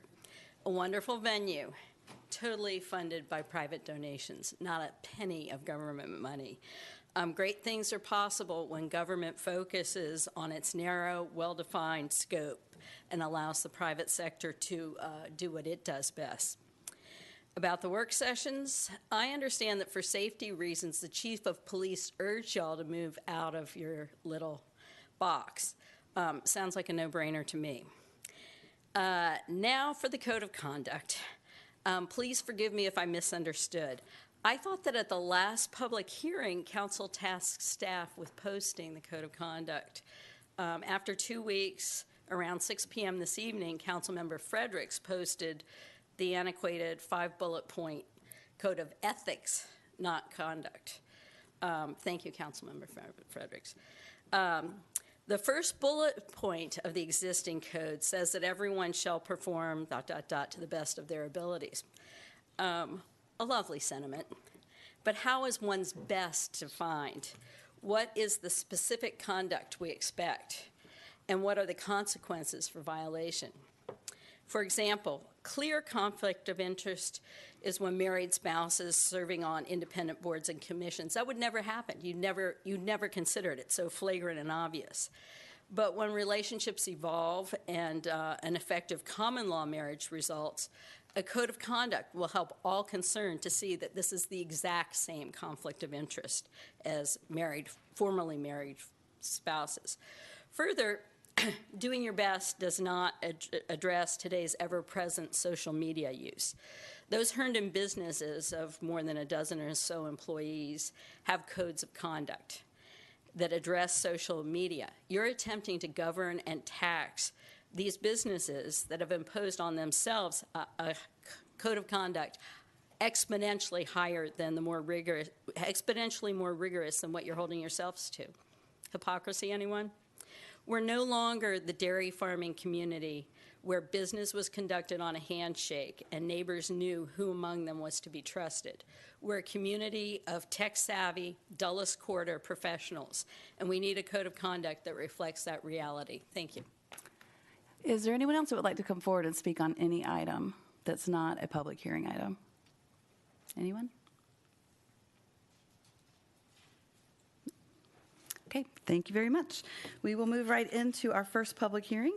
It is ordinance 19006 to grant a first franchise amendment to Level 3 Communications of Virginia Incorporated.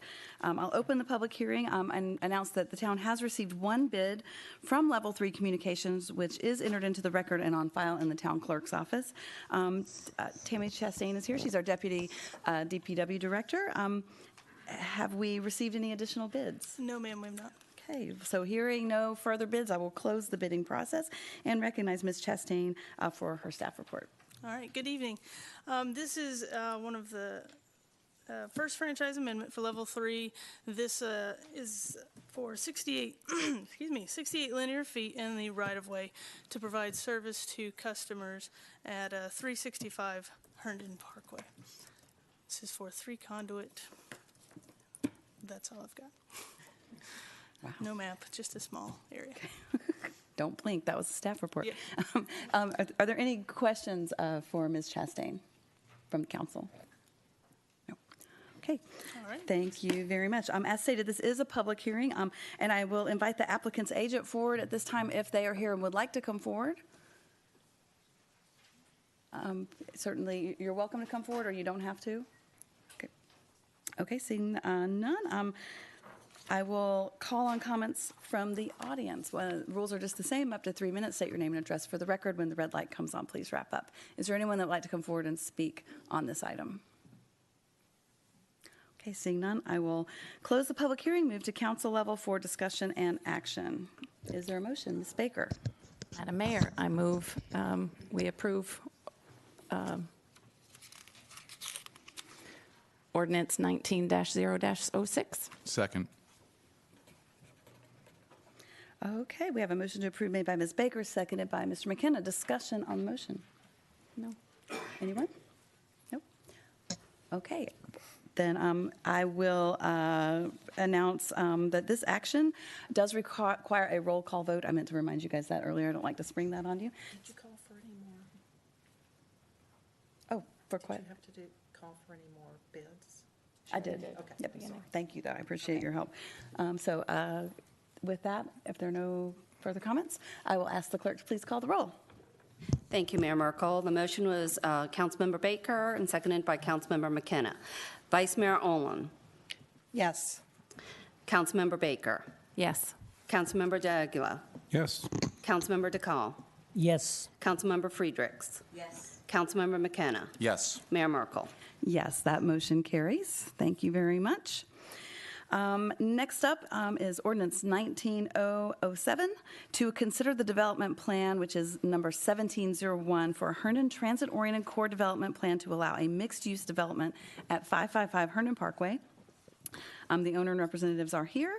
Mrs.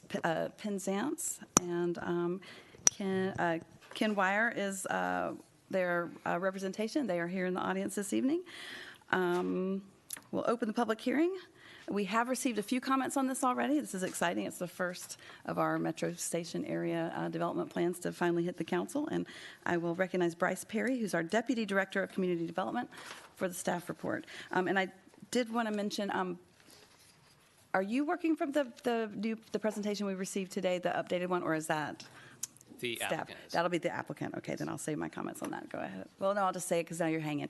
We received an updated PowerPoint display today, late this afternoon, that did not get uploaded on Granicus yet. It is here this evening. It will be up first thing tomorrow morning. So I just wanted to throw that out there so that you know that what we have tonight may be slightly different than what's in the packet. Okay, Mr. Perry. Thank you, Madam Mayor, members of the Town Council. This case, development plan number 17-01, if approved, will entitle the property located at 555 Herndon Parkway to redevelop with 3 mixed-use buildings at a floor area ratio, that's FAR, of 4.3. This is the first development plan application that the town has received for redevelopment within the master planned Herndon Transit-Oriented Core HTOC area. The subject parcel is a little over 4.3 acres. It has a little less than 500 feet of frontage along the toll road and a little less than 400 linear feet of frontage along Herndon Parkway. It's around 300 feet away from where the Herndon Metro Station touchdown will be north of the toll road. It's currently improved with a approximately 90,000 square foot low-rise office building and surface parking and some landscaping. Pretty standard suburban office park character, which is shared by all of the adjacent properties. The property slopes a little bit, about 10 to 8 feet from west to east. 555 Herndon Parkway is zoned PD TOC, that's Plan Development Transit Oriented Core. It is one of the 9 properties that are within the HTOC area, Herndon Transit-Oriented Core. I'll use the term HTOC for the rest of the presentation. This area was created as part of the master planning effort and adopted in 2012. The inset image shown in this slide is the illustrative HTOC plan, which shows just a conceptual idea of how the properties could redevelop at the permitted densities. The properties to the north across Herndon Parkway are zoned office and light industrial. That's ONLI, and the nearest residential is currently the Downs neighborhood. That's a single-family detached neighborhood to the north, and the new development, the Stanley Martin project, Metro Square, which is that northern edge of the HTOC area.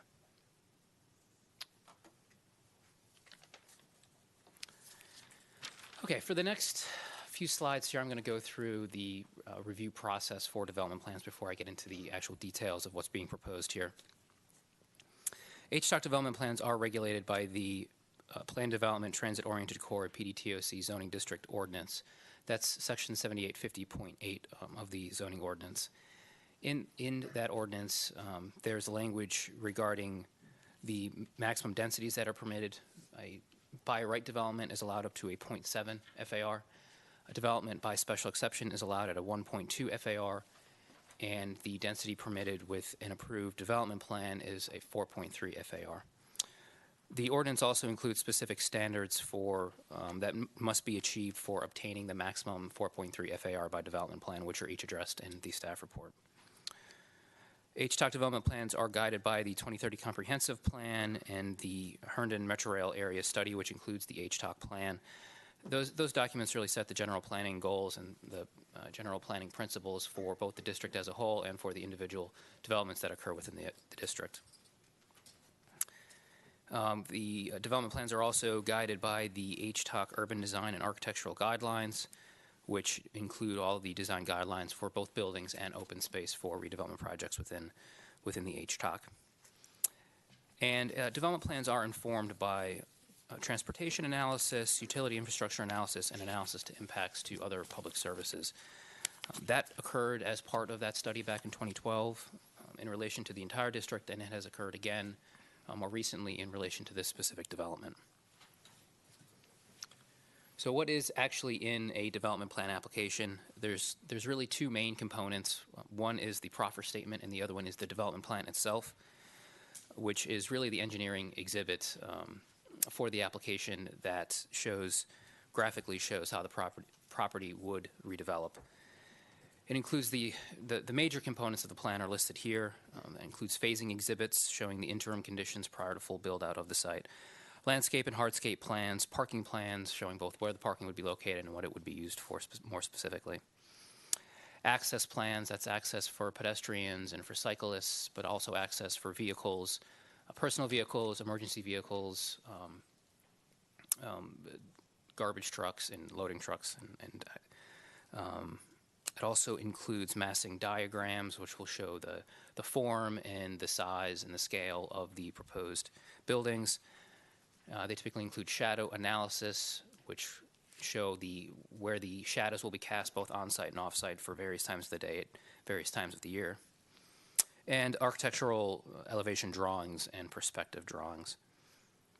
I mentioned that the application also includes a proffer statement, and there's also some technical reports that are also included as part of the application. That includes the traffic impact analysis and the transportation demand management plan, the TDM plan. The TDM plan is really a plan that outlines how the developer would encourage a balanced mix of travel modes, such as walking and biking, taking transit, car sharing, van pooling, essentially every mode other than single occupancy vehicle trips.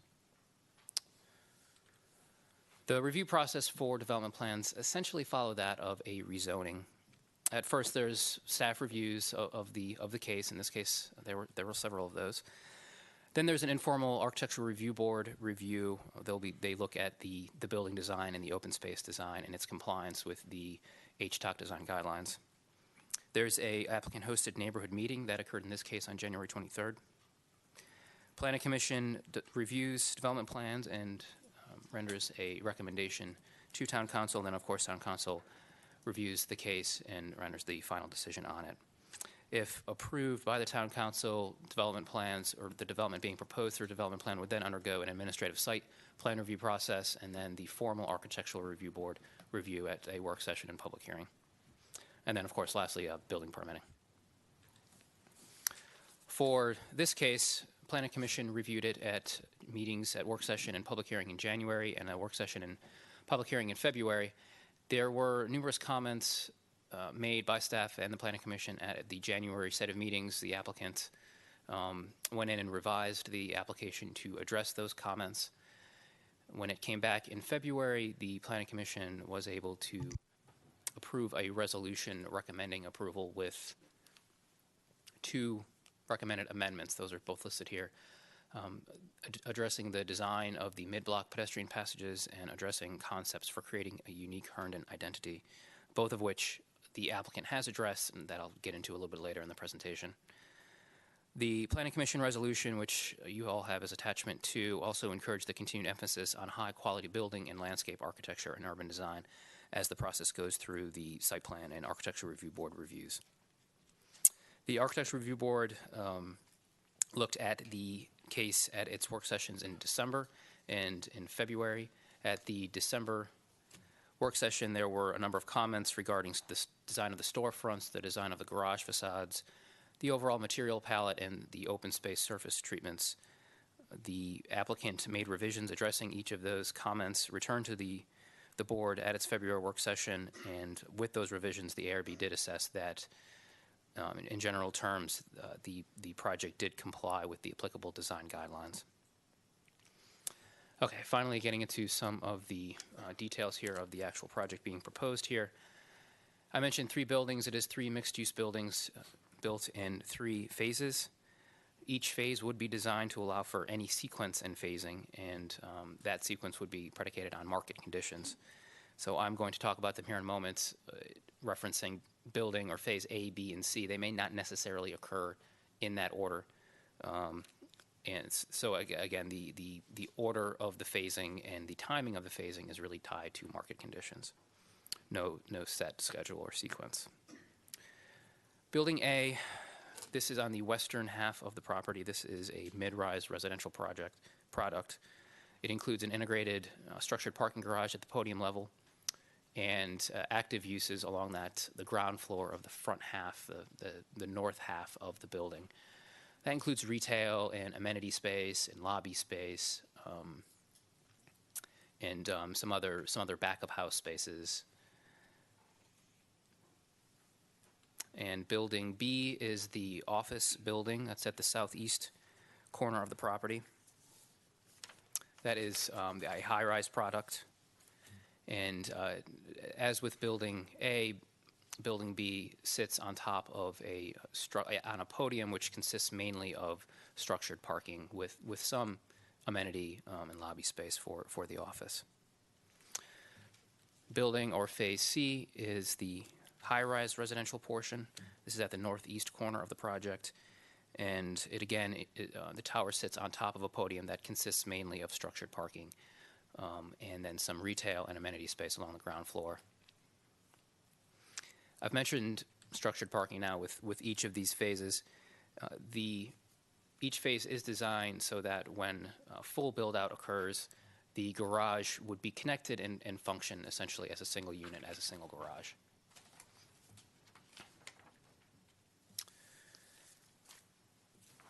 The structured parking is both above and below grade. This is a building section. The image on the left is a building section that demonstrates that. It's about 3.5 stories above grade and about 4.5 story levels below grade. And the active spaces that I mentioned earlier, the retail space, the amenity space, the lobby space, that will essentially comprise of either the first floor or the first 2 floors of buildings of the garage over buildings A and building C. This is a good exhibit also showing the cross slope of the property. So on the western boundary line of the property, the development is approximately 1 level up than it is at the eastern property line. And the depth of the garage is really, as shown here, is mainly because rock is much more shallow on the western half of the property than it is on the eastern half of the property. So they can go a little bit deeper on that eastern half of the property. Access to the proposed development is gained at 3 entrances off of Herndon Parkway. The westernmost entrance is the only full intersection, meaning that vehicles are allowed both right in, right out, and left in, left out. For this development to work, a signal would need to be located at that location. This is over here at Herndon Parkway.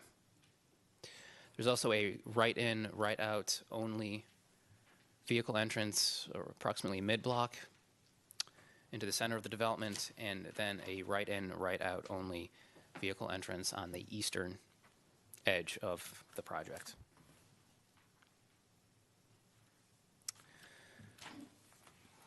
There is connected pedestrian access throughout the site that includes what I would call fairly traditional urban streetscapes along a loop road going around the property, so wide sidewalks, tree verges along between curb and the sidewalk, and in most cases, another landscape area between the sidewalk and the buildings.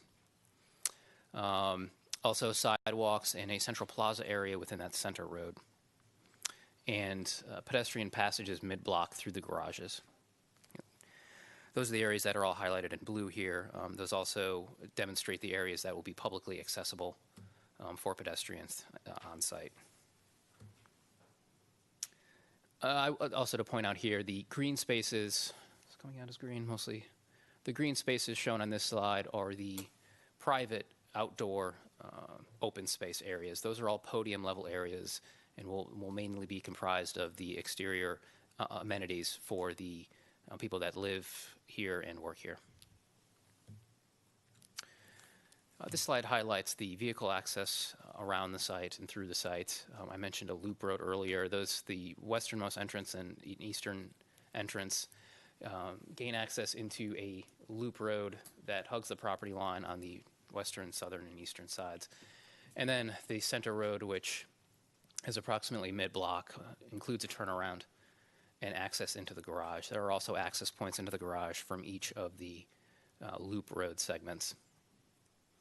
The loading for each of the buildings are gained off of there's one for each building on each segment of that loop road. It's this area here, again over here, and another one over here. It's a good point to mention that the loop road on the eastern and western boundaries will be designed to meet to existing grade.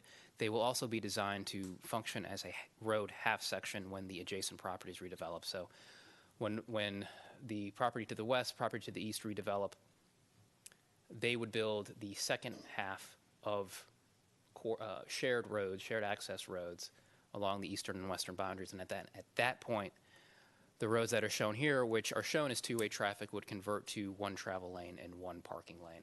So then the adjacent properties would build the other travel lane and then another parking lane.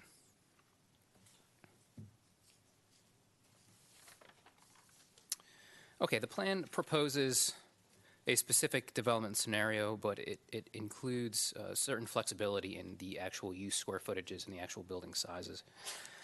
So the approximate square footage of the development plan includes, for building A, 220,000 square feet of residential and approximately 8,000 square feet of retail. It's building A. Building B shows 325,000 square feet of office space, and building C is 255,000 square feet of residential and approximately 5,000 square feet of retail. The plan proposes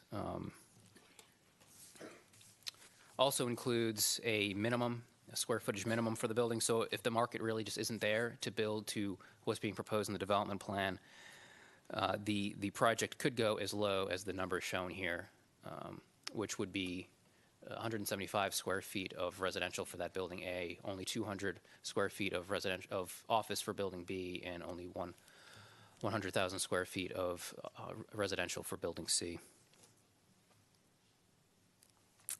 And sort of the reverse of that, if The program also sets some specific maximum heights for the building. So if an office tenant comes in and wants 400,000 square feet of office space, the office building could go up to that 275-foot level. It would look something like this in this massing diagram, and then the residential tower and possibly in the mid-rise would then have to be reduced in size to still meet that requested 4.3 FAR.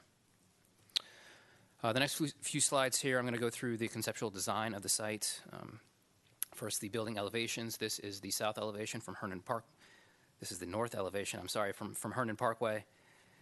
This shows, of course, the variation in height between the different buildings and the different phases, also the distinct architectural narratives that are being used for each. This shows the ground floor wraparound retail on the north half of Building C and Building A, and that center plaza area that separates the two. This is the west elevation, showing Building A in the foreground, Building C and B in the background. Going through what's happening at the ground level for Building A here, there's retail where the red awnings are. Then it goes to possibly a back of house use. There's a loading bay with a garage with an overhead door. There's a dedicated pedestrian and then vehicle garage entrance, and then there's open garage space for the rest of that ground floor elevation. This also is a good view showing how Building A has been carved up to not only address the mass of it, but also to add that podium level amenity space. In this case, it's a pool. This is the building elevation, south elevation from the toll road. Again, building A on the left, the mid-rise, and this is the office building on the right. On the podium level, it's all garage here. The applicant has designed the garage facade in a few different ways to break up that mass, add some visual interest. This area here is where the dedicated pedestrian passage would be into that center plaza area. This is also a good point to stop here and talk about the modification request that's included as part of this application. The zoning ordinance currently requires tower separation at a minimum of 65 feet. The applicant is requesting a modification to reduce that to 55 feet in two cases. This is one of those cases. Staff does support this request. There's only really certain areas between these two buildings where where they would be closer than the 65 feet, and staff does not believe that there's any real detrimental impacts to either the access to light or circulation of air, which were two of the reasons why that standard is in the zoning ordinance. The final building elevation here is the view from the east, showing the two towers, office on your left, residential on your right. And it's mostly garage here on the podium level, again, with different designs to the facades being employed. Retail starts very close to that northeast corner of the property. This is the other area where the modification would be needed for a reduction in the tower separation from 65 feet to 55 feet. Again, it's only in certain areas where certain building components extend out a little bit further from the field wall plan.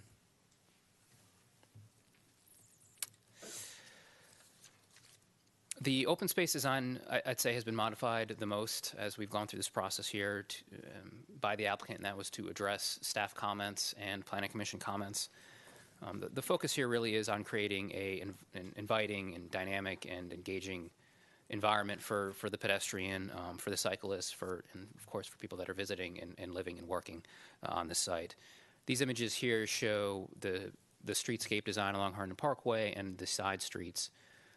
Those would include the off-street two-way cycle track, wide sidewalks, cafe seating areas, tree verges, decorative surface treatments throughout.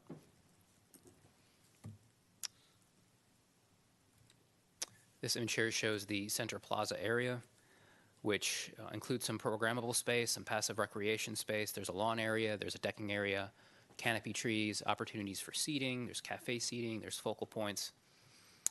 The road that cuts through the plaza area has been specifically designed to to coordinate with that plaza area, to connect the two retail spaces, and to really provide visual cues to the motorist that it's really a shared area. So the curb for that road has been dropped, so there's no curb.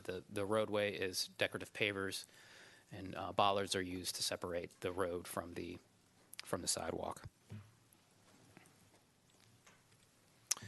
Okay, I mentioned earlier that Planning Commission's resolution recommended two amendments to the case. I said I was going to go back to it.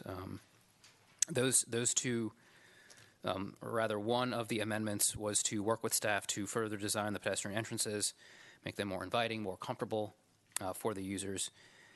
Two of those entrances are shown here, the one from the south and the one from the east.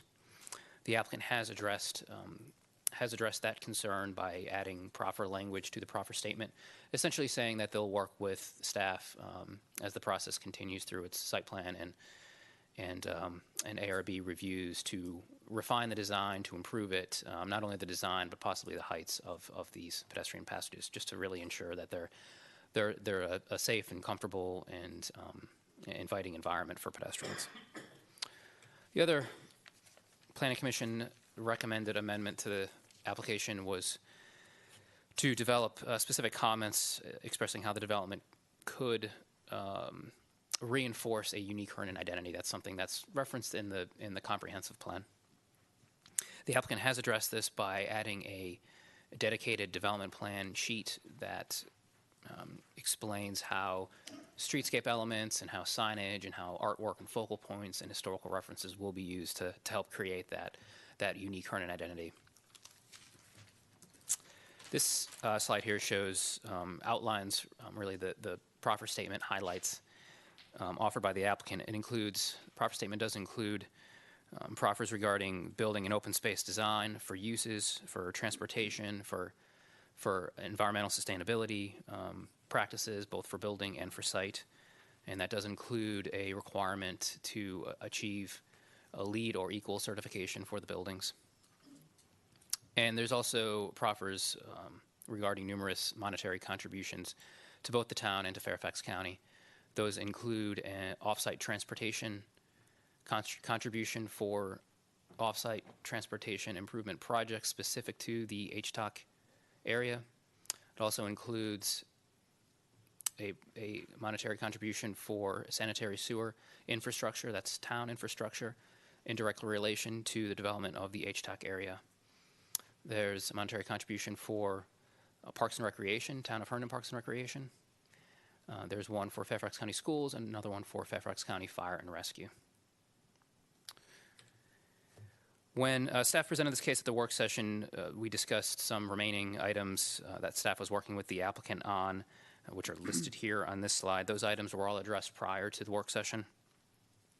Of course, we mentioned the pedestrian passage design, which have been addressed in the proffers, and the Herndon identity concepts have been addressed in the development plan. A revised transportation demand management plan and traffic impact analysis was submitted prior to the work session, and it was reviewed by staff and the town's traffic consultant with no further comments to be provided on that. With those updates, staff has provided the town council with a draft ordinance for approval, which does include the signed proffers by the applicant. There were a number of comments at the work session regarding the size and the rates of the residential units, and regarding the square footage of the retail. The applicant has been asked to address those comments and those questions at this evening's hearing. And that concludes my presentation. Thank you. Thank you. Are there questions for staff? Ms. Friedrichs, it's a lot of information. It is a huge amount of information. One of our citizens wrote in and asked about specifically the retail parking, and I did look and saw that only 17 parking spaces were listed. My assumption is that's because it's next to the metro, but I want to make sure I ask that question. It was a question that staff posed to the applicant as well to prepare for this evening. However, the parking ratios that are offered at this level of the design really are conceptual and of course could change as we go through the site plan process. But in regards to whether or not 17, from a market standpoint, whether or not 17 would be enough, that's something that the applicant may be able to answer. Okay, thank you. Thank you. Are there other questions from council? Mr. DeCall? My question is also related to the parking. So looking at the parking there is residential parking for 220,000 square feet, so 220 parking, so that's like 1 per 1,000 square feet. For the office, I see the same, and retail, I see the same, but maybe I missed it, but I don't see anywhere like a visitor parking or public parking. So if somebody can address on that one. As of right now, the plan doesn't call out the level of detail regarding where visitor parking may be located and how much might be provided. The assumption is that there will be dedicated visitor parking for the residential area, dedicated visitor parking for the office area, and there's no public parking that's being offered. At least no private. At least no metro parking that's being offered as part of this project. More questions? Yeah. Okay. So maybe my questions are for the applicant. I don't know if we're going to start with staff or the applicant, but I'll start, and then Bryce, you can tell me that just to hold off. So regarding the square footage, right? So it's 813,000 square feet of uses, right, between residence, office, and retail. And currently there's 90,000 square feet. Now, I certainly get the difference. It's going to be a much bigger buildings, et cetera, and obviously some parking concerns with that as well. But my question is what the applicant is asking for, the 475,000 square feet of residential, 325 for office, 13 for retail, would those be considered maximums, right? So is that they're coming to us with this is the maximum, because I think we discussed this at the work session, but just help me now that I've had another week to think through this through. This is the maximums, and they technically could reduce some of these as based on what the market would warrant. The square footages that are being proposed as part of the development plan are actually not the maximums. Okay. They are, depending on the use, there are either no maximum set or in the proffers, if you go to the use language in the proffers, there is a maximum for residential that is set. There is no retail maximum set, and there is no office square footage maximum set either. Of course, they would be held to a 4.3 floor area ratio. So the FAR and the height would be the limitations we put on them, but as far as the square footage, what they're requesting is not necessarily a maximum. Correct. It sounds like a lot is what I'm getting at, right?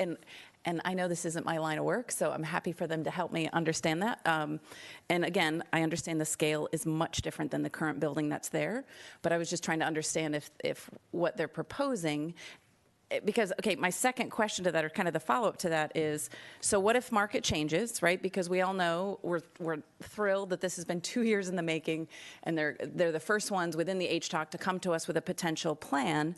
But of course, by the time this actually gets built is a to-be-determined date. And so let's say market changes, and in whatever period when they do start to build, maybe they've decided, you know what, it's flipped. We need more residential than we need office, right? Maybe we just need a different configuration than what's in here. So then my question would be, do they need to come back to us to submit a new plan? If the market changed and they wanted to pursue more residential than what the proffers allow for, and the development plan allows for, then yes, they would need to amend the development plan and return to the town council for approval of that. So so today it's 475,000 is what they've submitted for residential. So is that what you're saying so to me that's a maximum, because if they want to do more than that, they would have to come back. The residential number is the maximum residential that they could achieve. And does the same apply for office? I'm just trying to figure out what's the like flexibility, because it was unclear to me last week. I know we talked about this, or at least a thread of this comment, of that this is really a guideline, a framework. It's conceptual, I think was the word was used several times. So I'm just trying to figure out how conceptual is it, and when do they have to then come back to us because they've made some changes, which certainly would be realistic given that they might not build soon and market may change. So I think it's sheet 4, the use program in the development plan, really, let me go to it right now. Okay.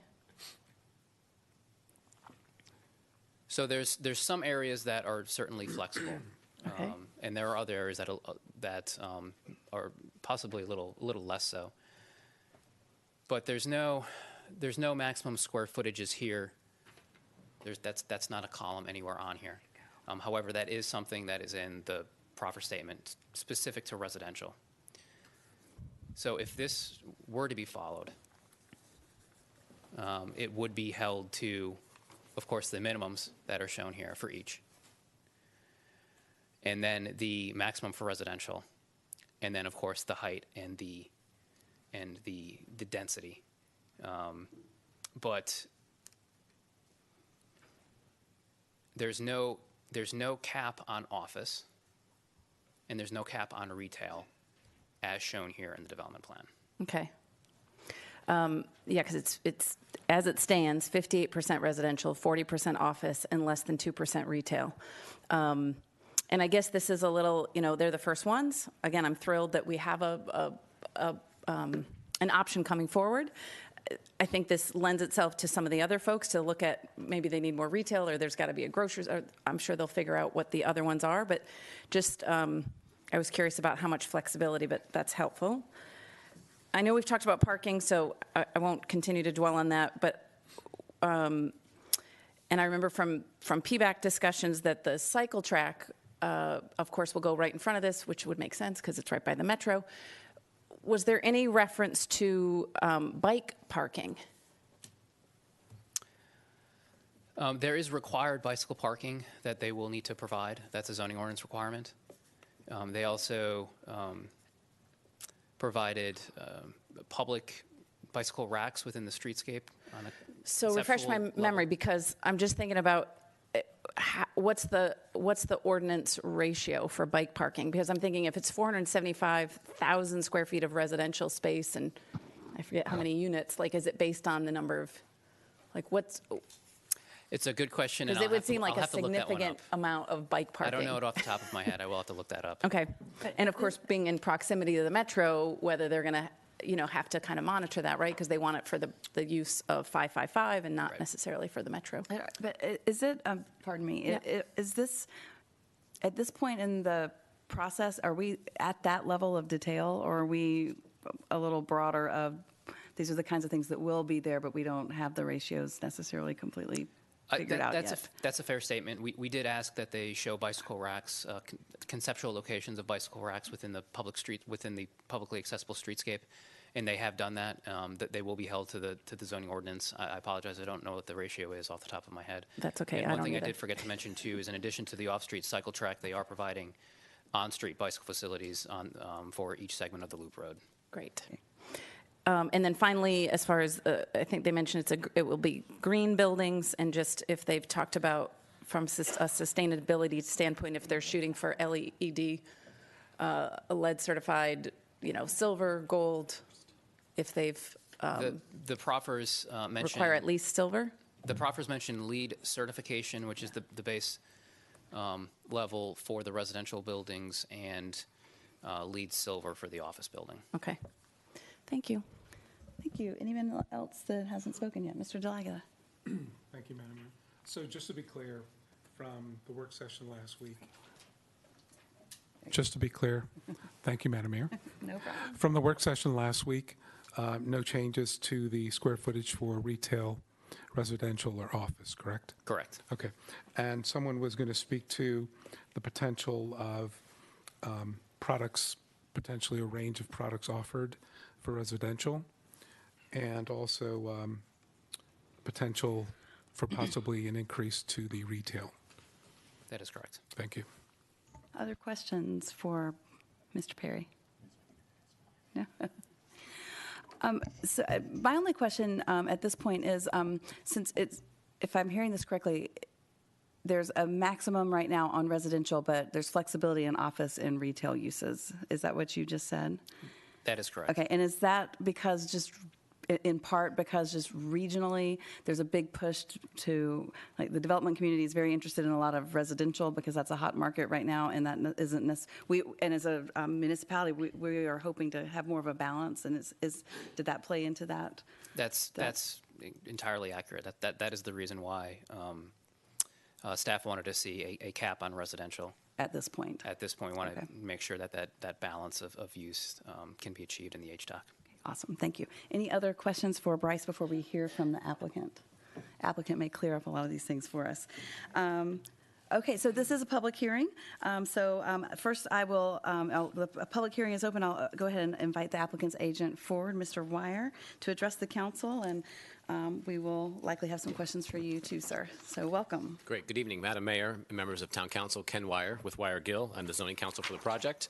With me this evening is Mike Novotny and Frank Poldy with Penzance, as well as members of the design team from Davis Carter Scott, Christopher Consultants, and our traffic engineers with Grove Slade.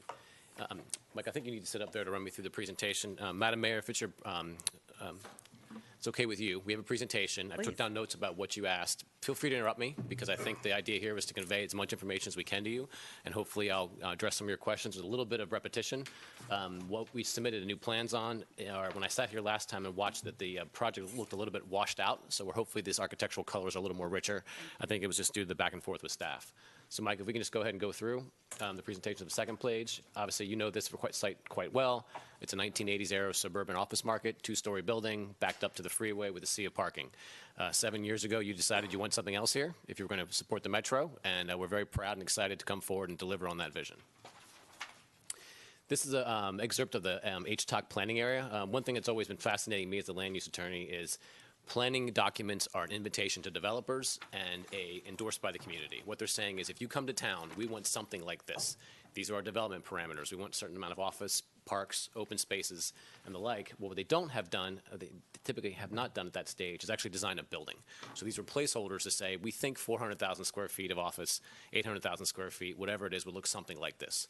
But what you did in that master plan is you set the maximum FAR at 4.3, and that is our limit. So it is an FAR, but it's also a square footage limit if it's in the proffers of about 800,000 feet. So we do have a maximum cap on total square footage. What we're doing in a development plan is we're allowing a little bit of bouncing around so we can respond to the market, and we'll show you some concepts as we move forward. One of the questions that came up quite a bit is that we obviously have the privilege, distinction, and challenge of going first. So the question is, when the Metro lands, how do you get to the site? So as we look at the site today, walking straight out north towards Herndon Parkway and turning right, we think it's about 900 feet to our front door. That's how people will most likely get there. Some people might theoretically cut through the parking lot. If they do, it's about a 600-foot walk straight out the promenade and over. The closest walk would be about 520 feet, and that's really when the building to our west redevelops. At that point, the Sugarland Run Trail will start at the Metro station, head west, and our plan provides for the Sugarland Trail, just as you had asked for in the HTOC master plan. I think process to date is important because I think I've been in front of many town councils and county councils through the years, and we come to you after many years of work, and this is the second or third or fourth time you've heard about it. But a little bit of context, as I mentioned, probably 10 years ago, you first started rolling up your sleeves and deciding, do you want a metro station here? How do you fund it? How do you participate in it? That culminated in a plan in 2012. A few years after that, Penzance and their partners bought the property. We came in for the first time in 2015. Hard to believe, we're 3.5 years after that. In those 3 years, we spent a lot of time watching the market, watching the metro station under construction, and really working on this trapezoidal site to figure out what could actually work. I think the breakthrough is the right term, happened probably the summer of 2017. We sat down with staff. We laid out, I think Mr. Poli could tell you, 14 different versions of the site and said, how are we going to plan this site? How does it work? How do we achieve all the town's goals on this site? As you can see from there, we picked up in earnest working with staff through the 2017 and 18. And then today, we are proud to say this is our 9th public hearing on this project. We've learned a lot. The project's better from town input and community input. And I do appreciate all town staff's input on it. This is obviously the hearing schedule we have to date, and we're happy to keep talking to you about it tonight. So the question is, what are you proposing? I think the name development plan at the top is something to focus on. It is a plan. It is not a site plan. It is not the final design. It is a set of tools and parameters in both the proffers and the design set themselves that give you surety that we're going to deliver certain things and gives us the confidence that we have certain density rights. What we're showing here today, this is our best estimated guess about what we would build today. If we get this thing approved, this is the project that we think delivers most quickly in the market. What you're looking at here on the left-hand side is building A, oriented so the sun is to the west in the night, in the evening rather, and you have good access to the pool. The office building facing the Dulles Toll Road, which is very important. Any high-quality office user wants that traffic, wants that visibility from the toll road. Next slide, Mike. So a bit about the base program. I mean, this is our development program. We had to have a road that comes in and serves our site. One of our questions from our equity partners is, if no one builds, does your site work? So what we had to prove is we had fire access in and around the site. We also had to prove that the retail works in the first day. When the doors are open and tenants are moving in, can you get into the site? Is it a pleasant place to be? Does the architecture work? And can the project stand alone? Staff is also tasked with making sure we do that right, but then also marrying well with the neighboring sites. As Bryce pointed out in his presentation, we are matching grades on the left and the right so that when those buildings develop, they can tie right into our road network. The building rough square footages are shown here. Building A is about 200 units. There's a question earlier about the size of units from one of the town council members. On average, they're about 850 square feet per unit. Obviously, the studios will be smaller. The one bedrooms and two bedrooms will be slightly bigger, and two bedrooms with den. But a rule of thumb that we're operating under is about 850 square feet per unit. Building B is our office building, 325,000 feet of office. That's a lot of office. I don't know if the town manager knows off the top of his head how much office is in the town, but if we're able to get a 325,000 square foot office user, that is a great achievement for the town. What's important in this program is we're allowing that building to shrink and grow within an envelope. Because if we get a 275,000 square foot user or a 350,000 square foot user within a minimum of 200 and a maximum of about 400 due to the building height, that's our envelope to work between. We're setting the footprint here, we're setting the location, we're setting the garage, we're setting the parking ratios, but allows us post-entitlement to go to the market and say the town has approved this project, we're ready to go forward administratively, and that is one of the key competitive tools that you can give us so that we can go forward and market this site. And then building C, part of the growing and shrinking is whatever the size building B is, building C will respond accordingly. So if building B is its max, building C has to be a bit lower, and obviously the inverse. So we're setting sort of pistons that bounce up and down with ceiling heights and minimum heights.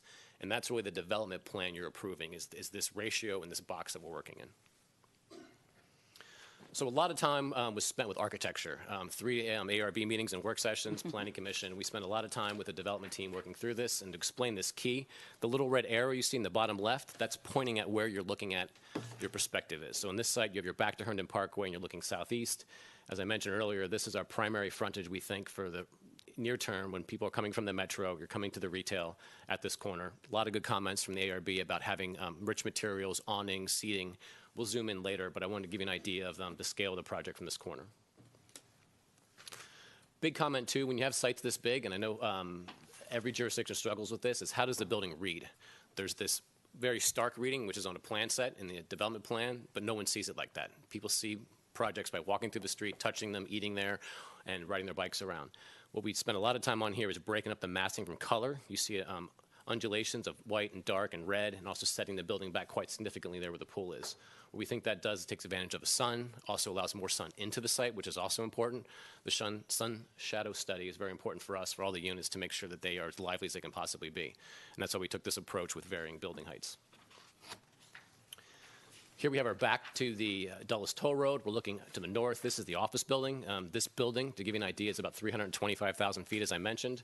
One of the key issues here is how does the building architecture come over the garage and integrate into the garage facade? One of the important things for us is that it stays open, so it's not mechanically ventilated. And at the same time, we have significant parking below grade. And we think we've struck a right balance here with about 3.5 stories above grade. We're going to start zooming in here in a second to the courtyard and the Central Open Space Plaza. This is giving you another aerial view. If you're a bird flying down the Herndon Parkway, you can see into the site and get an idea of the scale and relationship of the open space with the buildings to the east and the west. So now we're zooming in a bit. One of the things that we were able to really understand from the meeting with staff early and reading H-Talk is you had very specific guidelines for setbacks, the cycle track, the Sugarland Run Trail, the road network. And what we're showing you here, we had to blur out some of the trees so you can get an idea of the scale. But you see the exact right-of-way that you've asked for. You've seen the connections for the Sugar Run Trail. You see the walkway for the pedestrians. And then you also see the beginnings of a planning area and then outdoor seating for the cafe that's most likely to be on that corner.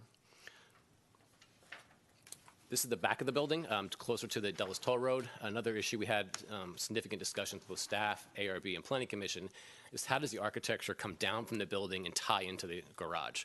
One of the things we've all driven by is garages that shout garage. And I also think we've learned a lot from 10 years. If you try to make them look like people live there, nobody believes you. It doesn't look like a true, authentic sort of articulation of mass or design. So here we brought the color down, we brought the grading down, we brought brick materials up through the building. And this gives you an idea of how we're able to screen that garage at this corner.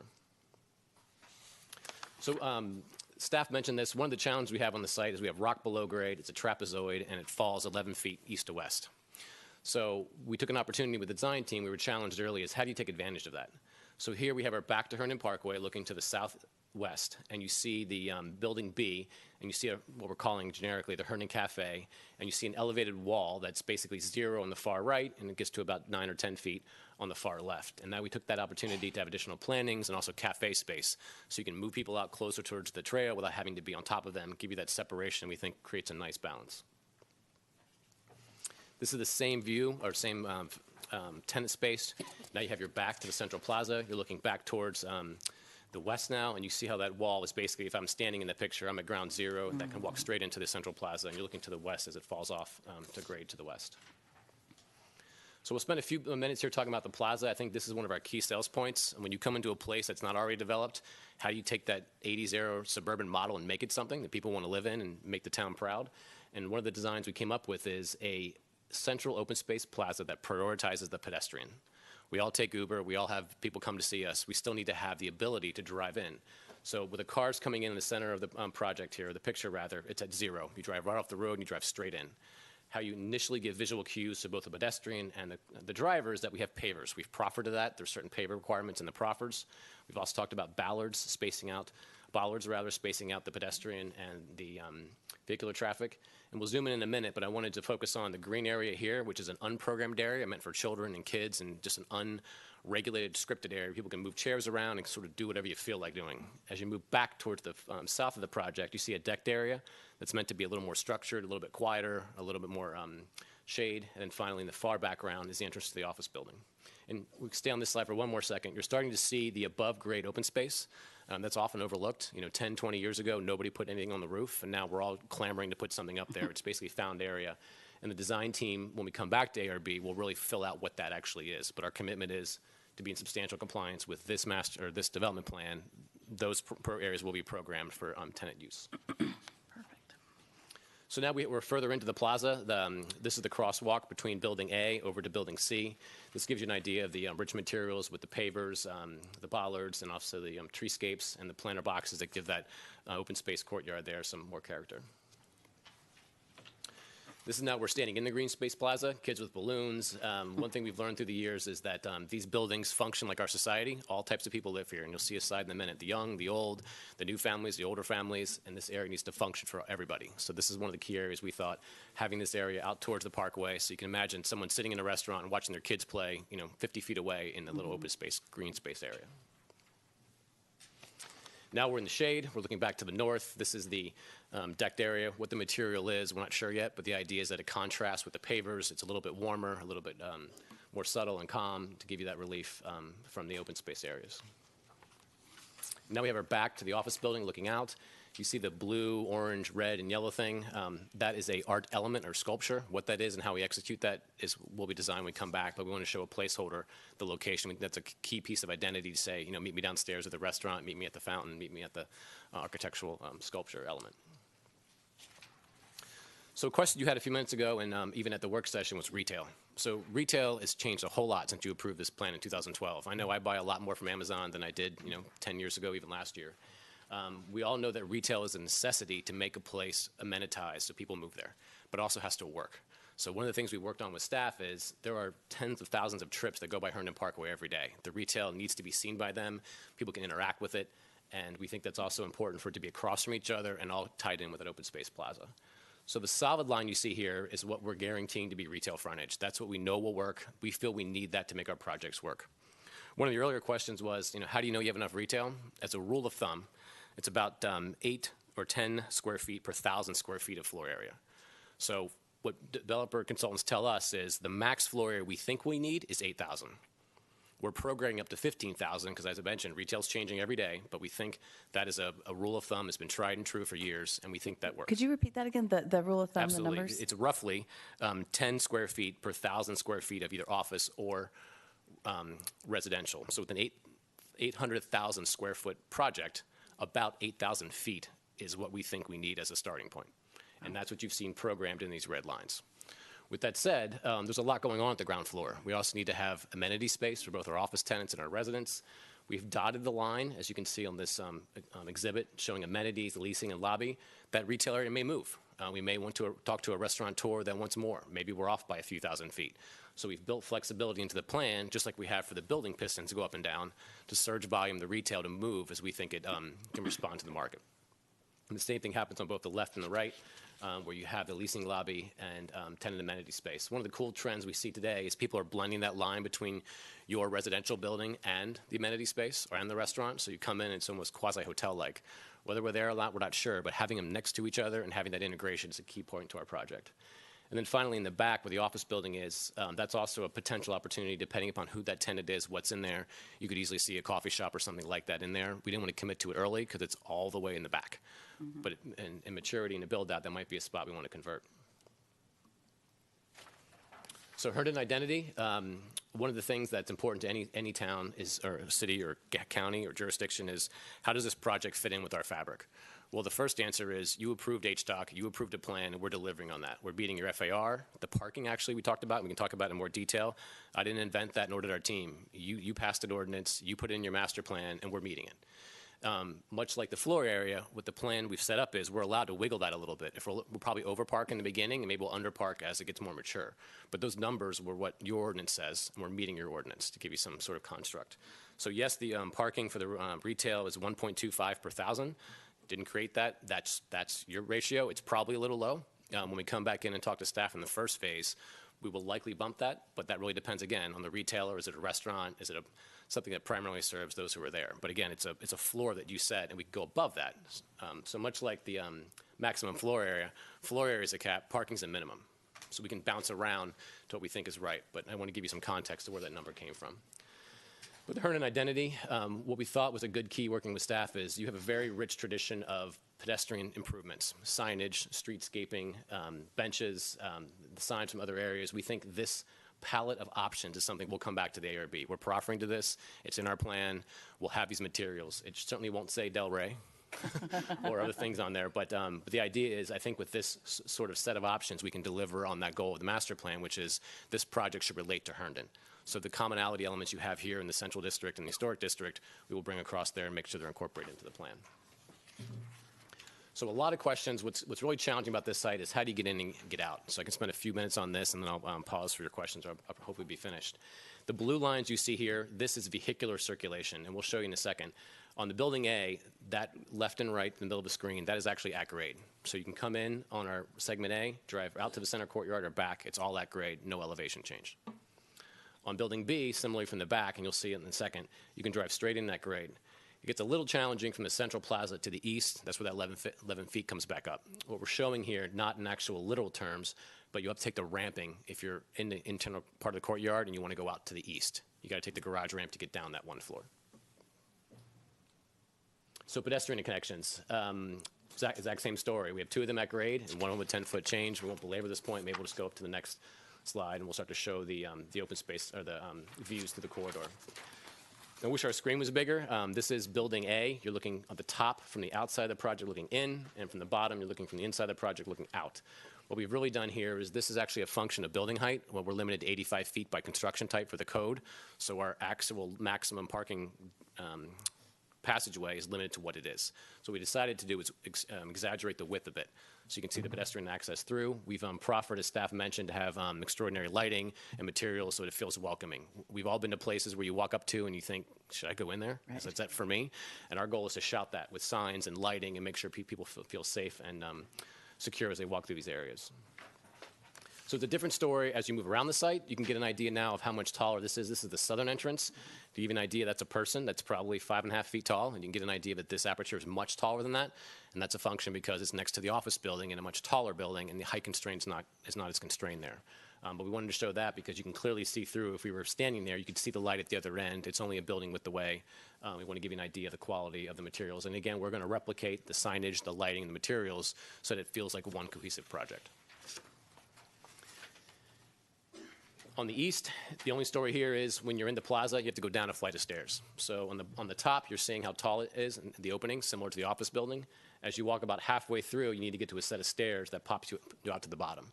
So again, it's the lighting, the commonality of materials, the signage to help people understand if you want to walk this way, you're welcome, and here's how you get across and transverse the building C. So one of the things that fascinates me about developers is market analysis. So one thing they're asked to do is they're asked to predict 2 years in the future, what are people making, where do they want to live, how do they want to live there, what can they afford to pay, and by the way, what are construction costs? So I'm giving this as an example. It's hard to read. You might be able to see it in your plan. Penzance and every developer I've known prepares a very detailed report of who's going to live here, what is the Herndon market, what should we be designing this project for? And what you see at the bottom, it is singles, it is couples, it is professional couples, some retirees and empty nesters. Certainly people who start out professional couples turn into families, and that's how life goes. And one of the things that we will certainly provide is there will be space and amenity space for families. But we're also competing, as one of the bullet points shows, one thing Herndon's known for, it's a great place to raise families. There are townhouses and homes right across the street, so we don't think this product will be able to compete for the draw of a single-family residence, 2 blocks away. With that said, we're certainly designing it to accommodate. There will be some 3 bedrooms. We won't make that decision, and probably for a year from now. Mike will do another market study. He'll talk to his developers. We'll look at leasing rates around the area, but it is meant to serve as many segments of the society as possible. And one of the questions we also had was, what type of product is this? And Mike and I and the Penzance team were trying to figure out how to give you a good tagline on that. I think it's a quality mid-market product. That's what we're designing. This is not high-end. This is not top market. This is not the Ritz-Carlton type amenities, and it's also not, low-income housing. This is supposed to be right down the middle for both rents and market size to deliver to what is the mid-market area. And the reason we say mid-market, we're the first to develop in an unestablished neighborhood. We'd have a different read for the third person who comes up here and stands in my shoes and says, well, what are you doing? We can look at the 3 buildings next to it and have a better answer. But our goal here is to provide that sort of mid-market so the 2 people who are working together that make average income, that live in Herndon, can afford these places. And that is our market goal. Our goal is to build this thing and lease it up as fast as we can. So that's a mile a minute. I know it's like drinking through a fire hose. I think I covered your retail maximums. I'm happy to walk through that. I think that is a complicated site or concept to rather walk through is what am I approving here? If I leave you with anything, I hope that our months and years of effort with staff, I think we had done a great job with the proffers. I give staff a lot of credit. When we first showed up to them and with them and said, so what are your proffers? They said, we don't have any for HTOC. So we looked all over Northern Virginia, and we took what we liked, and we left what we didn't like. And I think when I read, and I talk to any jurisdiction, I said, if you read a proffer statement, it should be, what's unique about this project? What are they guaranteeing they're going to do? So in here we have green building, we have parking, we have floor area, we have green building, I mentioned that. Specifically, a lot of commitments to architecture and design, and what you're approving tonight, we hope, is a project that's in substantial conformance with what you're seeing tonight. That is the first proffer. I think that's the one you should focus on. I'm happy to go through one by one if you like, but that's the outline of the project. And again, we're very excited to be here. It's been several years of work, and we look forward to being the first project to open its doors in the Herndon HTOC area. Thank you. I'm sure we have some questions for you. I want to thank you for this, the specificity of this. It's really brighter, easy. Well, what I liked in particular, and I guess this is not a question, but I'm going to say it anyway. It was very easy to tell where we were and what we were looking at, and that is something that's really hard to see in plans like this a lot of times. So I appreciate that. So questions? Who wants to go? Sheila, you didn't go beforehand. Do you want to start? Okay. Thank you. Can you clarify the percentages of residential, office, and retail again that you're? So I'm a lawyer. I didn't go to business school, so I can't do the math in my head. Okay, that's not yours. But I'll go to the next question. Bryce, I don't know if we can go. Is it easy to go to the slide, the massing slide that shows? I think it was sheet 4 in your presentation. I calculated the percentages if you want Concept them. development plan. Oh. So I know we agreed to a minimum of office of 200,000 feet, and then we agreed to a maximum. Yeah, I was looking at percentage. A percentage. Not. Sorry. Square feet. Would but you- would you like me to explain them? percentage of the development. So I'm going to ask, Bryce, do you know that, or should I go client may know off to the top Jen, of who his head. thinks she knows? Well, the percentage of residential is capped at 60%. At 60? Yeah. And then the office can flex up higher than that, so it can actually be, it could potentially come down if the office flexes up. The retail, I don't have the percentage off the top of my head. 1 or 2%? 1 or 2%. Yeah. Okay.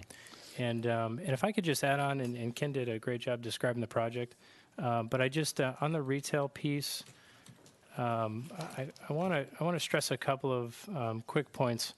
One is we believe that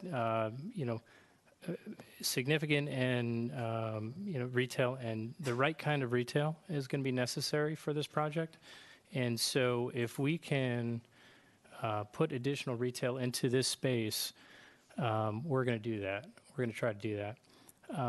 We do have certain physical limitations, as you can see on this slide. We have we're balancing out the parking, the lobby, the leasing, the pedestrian cut-throughs.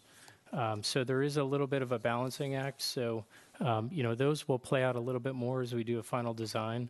But we agree wholeheartedly in some of the retail comments that we've heard so far. And it's not just the number, but it's also the type. And so, we want to get, the right retail that's going to be a benefit for both tenants, employees, as well as the general public. So you're going to try and cater to the people that are actually living and working there. So that's going to be your big draw, not necessarily drawing people in from the rest of the community in the retail. Is that what I'm hearing? No, what I was trying to say was that we were looking at both the tenants, the employees, and the general public. Okay. Retail, I think, caters to all of those pretty much equally. And I think in this particular case, if we can find, some really good food and beverage retailers, for example, that would help enliven that public space and also draw in the general public, that would be a major goal for that. And when you get to the part about the green building, what type of certification, and also with the stormwater infrastructure, what type of green Sure. structure? So we've proffered to the way LEED works, and I took my LEED certification, it was brand new, so pardon me if I'm a little rusty. But what it does is it is a constantly evolving standard. So LEED Silver, LEED certified today is LEED Silver from 5 years ago. Right. So today we're committing to LEED Silver for the office and LEED certified for the residential. We do have proffers and discussions. We had a stormwater management plan in the development plan. There's a narrative about how we're going to comply with that. There are spaces for some of the tree wells to accommodate, but we didn't specify. When we come back to the site plan, we will detail the exact stormwater facilities.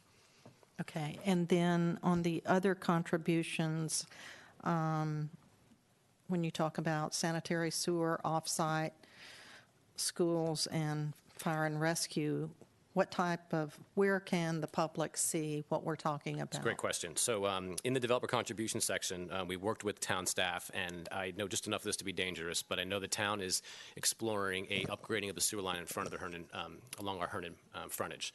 So the town did an order of magnitude contribution. We've committed to $120,000 to pay for that, because I think for a project like this, we couldn't just install it. It wouldn't make a lot of sense. I think it's a town project, so we've committed the funds, and that was based off a town-originated number. And similarly, in the contribution section, there is a recreational amenity numbers. There's a school contribution from Fairfax County, which is $12,000 per student. One of the arts of this is that there's a generation ratio that Fairfax County generates that says certain product types have different numbers. So we've used their currently approved program. It's condition D under the contributions, and it lays out the methodology that Fairfax County adopted in, hard to believe, 2003. And all projects that come forward comply with that, and that's what we proposed. Thank you. Certainly. Yes, sir. Thank you, Madam Mayor. And thank you for that information. And as far as going first, victory favors the bold. So charge ahead. I'll use that. I heard a couple things. Just want to give some insight and input. Certainly. The pavers, quality. We tend to like to salt everything in the wintertime. And if you look around town, you can get an idea for what materials you may or may not want to use. Good point. In the paper. So that just a little bit of background on there. The actual Center Plaza area, the identity, I don't know if you're working with staff, but we have a lot of local artists here. Absolutely. Love to help contribute to that, I think. And the last thing, you answered my question, so thank you. Thank you. All right, other questions for the applicant? Anybody? Mr. McKenna? This is probably a pop fly, but just in regards to traffic impact studies, were there, any done for this project, and will they be ongoing moving forward based upon? Great question. So when you approved the HDOC plan in 2012, you did a traffic study for this area. We came in with staff and we updated that. There's certain mode splits. We did some new studies. The cliff notes from a 50-page document that only traffic engineers can love is that Mike, can we go to a site exhibit or just a site plan? One of the questions you saw staff bring up is, when is the traffic light due? And it's most likely due when you come out of, one more mic to the entire site, just so we can see the entire, sorry. So building A, when you come out towards Herndon Parkway, a light will be due there with the first or second building, depending upon traffic count, so we can take a left out. One thing that's important for you and for us is you can get in and out of the site.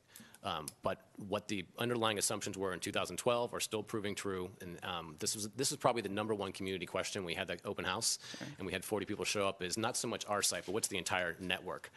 So what we studied was the overall assumptions are still correct. We're contributing towards the light to take care of that issue, and we will work with staff on timing and also priority preemption for fire trucks. That's another thing we're adding to the system. So when fire trucks come through, they can have the signal to pop the light and be able to go right through. Hope that answers your question. It does. Thank you. Other questions? No. Anybody else have questions for the applicant before we move to public comment? Thank you all. Thank you very much. It's almost like you've given this presentation before, time or two. So this is a public hearing. This is your opportunity to come forward. The rules are the same as before. State your name and address for the record. You have up to 3 minutes.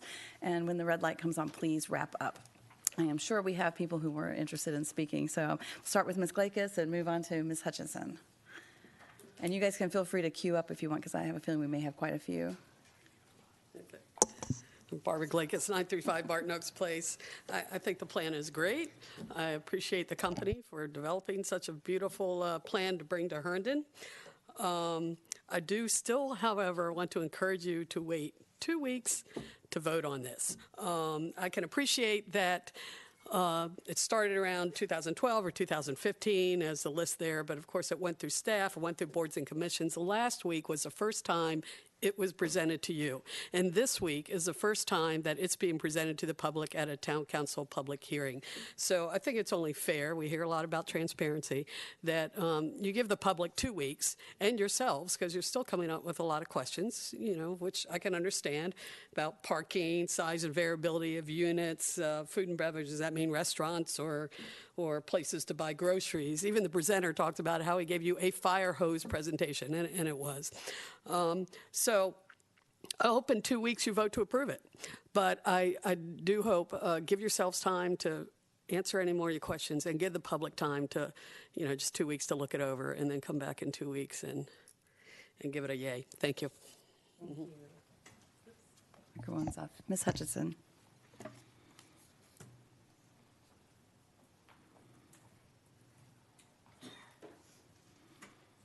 Thank you. Connie Hutchinson, 1019 Van Buren Street. When the HTOC was originally created, I was part of that, and the idea was that the taller buildings would be adjacent to the toll road.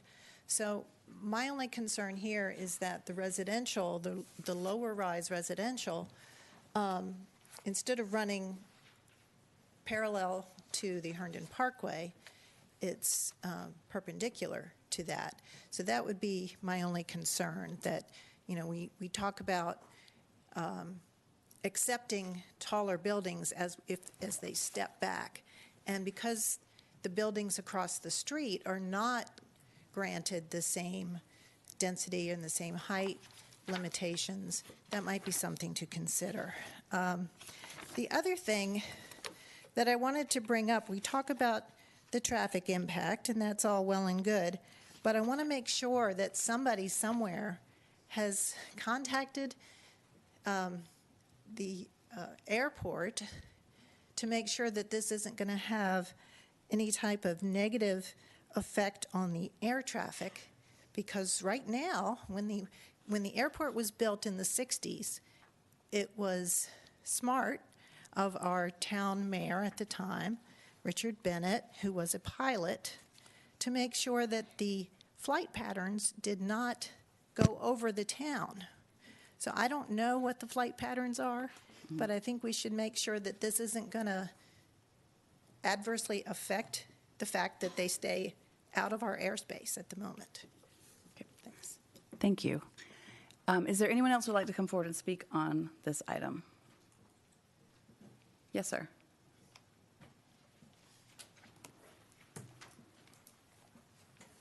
Pat Hermas, 902 North Corner Court.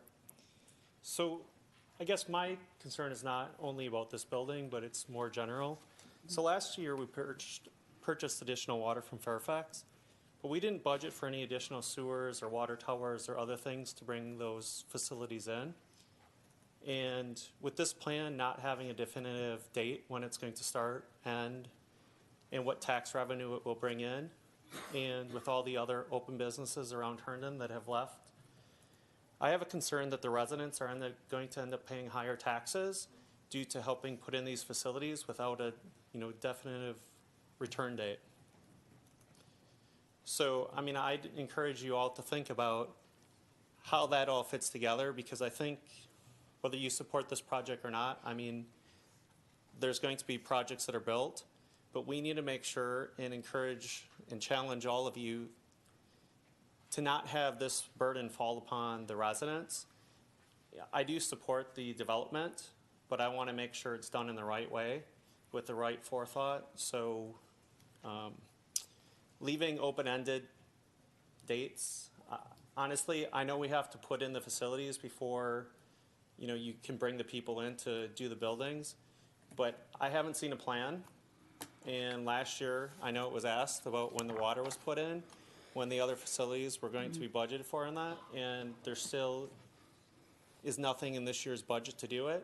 And when I look at the budget, I think there's already about a $1 million shortfall. I mean, depending on how you calculate it. And, we need to understand how that's going to be filled. And as some of you have heard before, I don't support the meal tax because of how it's calculated. And, we need to have a way that's very transparent, people understand, to know what our taxes are going to be look like and be able to compare them to the surrounding communities. Thanks. Thank you. Who else would like to come forward and speak on this item? Is there anyone else who would like to come forward? Okay. So before I close the public hearing, would the applicant's agent, would you like to come forward and respond to any of the comments or questions that were brought up by the public? It's your opportunity for a rebuttal or continued So we don't know the answers to all the questions, but I can give you some of the knowledge. From having worked in Alexandria and Arlington, with the flight patterns, it's really simple. If there's a taller building between you and the airport, you're good. It's just kind of how it works. So I think that will be an issue here. When developers come forward, we file a determination of no hazard with the FAA. Any building over 50 feet comes back as a determination. Then you go back and you look at it. So I think just the distance from this, it would appear to me that it's something that we could manage just by looking out the window. As far as the water facilities and the tax revenue, I mean, to give you an order of magnitude, this project at build out is probably a $250 million project. I mean, plus or minus, it depends upon the exact floor area, and you can do your own math in the back of your head about the tax revenue. Some of the recently assumed numbers are multifamily actually is a net positive on tax revenue, even after deducting for schools. Single family is a bit different, but multifamily is roughly 60 cents on the dollar of net new tax revenue. Just to give you an order of magnitude, we can do the math, but that's what some of the Northern Virginia jurisdictions assume. Obviously, office is much richer than that. It's probably north of 85 cents on the dollar of net new tax revenue after deducting cost of services.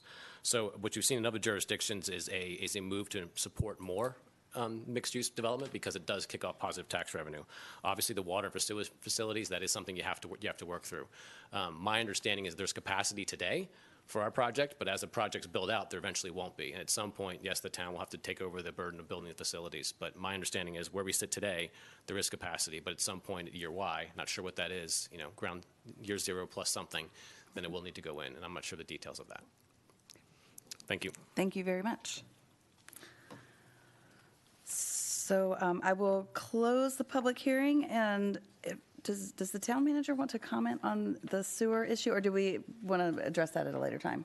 Do you have just, right now, the plan is in the CIP. So it's in the capital improvement plan over The sewer, multiple years. the water and sewer I have plan. to caution that the water and sewer fund is a separate enterprise fund that is self-funding.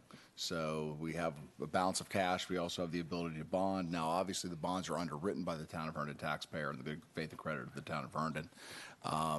But the projects themselves are all identified in the CIP over several years. Now, when we trigger these projects, will be driven by the development, because one of the things that I've cautioned you in the past is going too far at risk and getting way out in front of them, and should we have a bubble burst, that we don't want to have that affect our ability to pay bond proceeds. The biggest issue is sewer. We have to make a major sewer capacity purchase. We're working with the Department of Public Works and our consultants to come up with a plan for that purchase and what it would look like and the infrastructure needed to support that purchase. We already bought the water capacity, mainly because it was going up 5% a year, and we were able to get a lending rate at under 4% to buy it now. So it was just a smart business decision to get in front of it.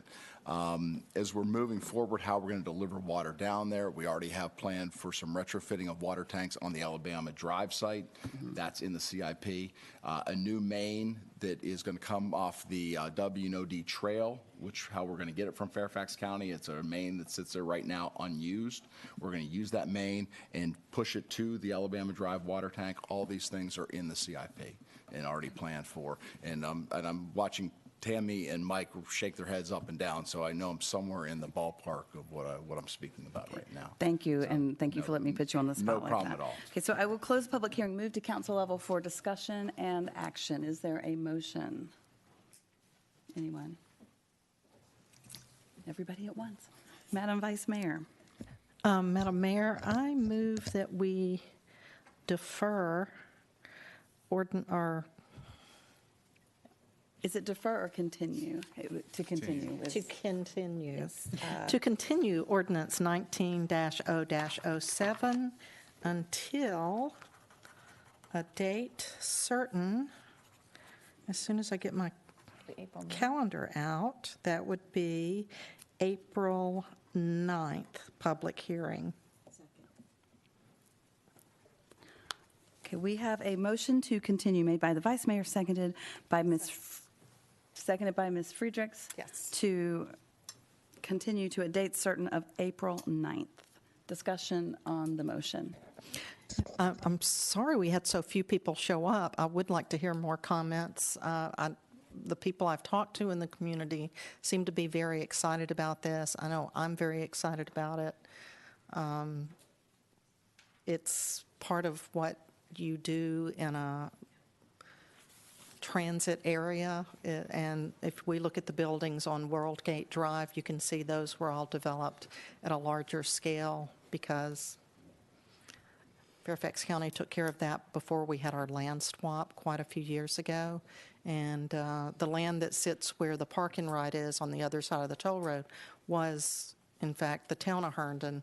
Fairfax County developed World Gate Drive and then swapped the land with us, so we had it all developed. So I'm looking forward to seeing this, but this will just give our community another 2 weeks to come forward or make any comments on this. Thank you. Ms. Friedrichs.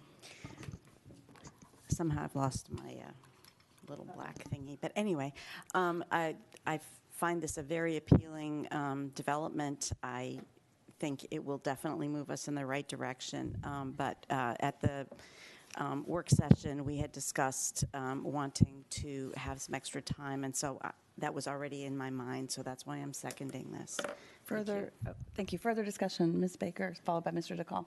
Yeah, I'll just add, this was so helpful tonight. So hearing from you, I know y'all came to the work session and just listened to us talk a lot about it. So thank you for coming so well prepared. I know you've presented to us or presented to the town, not this body directly, many times. So that showed, and the quality of work that you put into this was excellent. I'm excited, and I was kind of excited to think we could vote on it tonight, but I do agree, and I know we have some citizens that have said that, and of course, what's suggested is the right thing to do, so bear with us as we continue this. Thank you.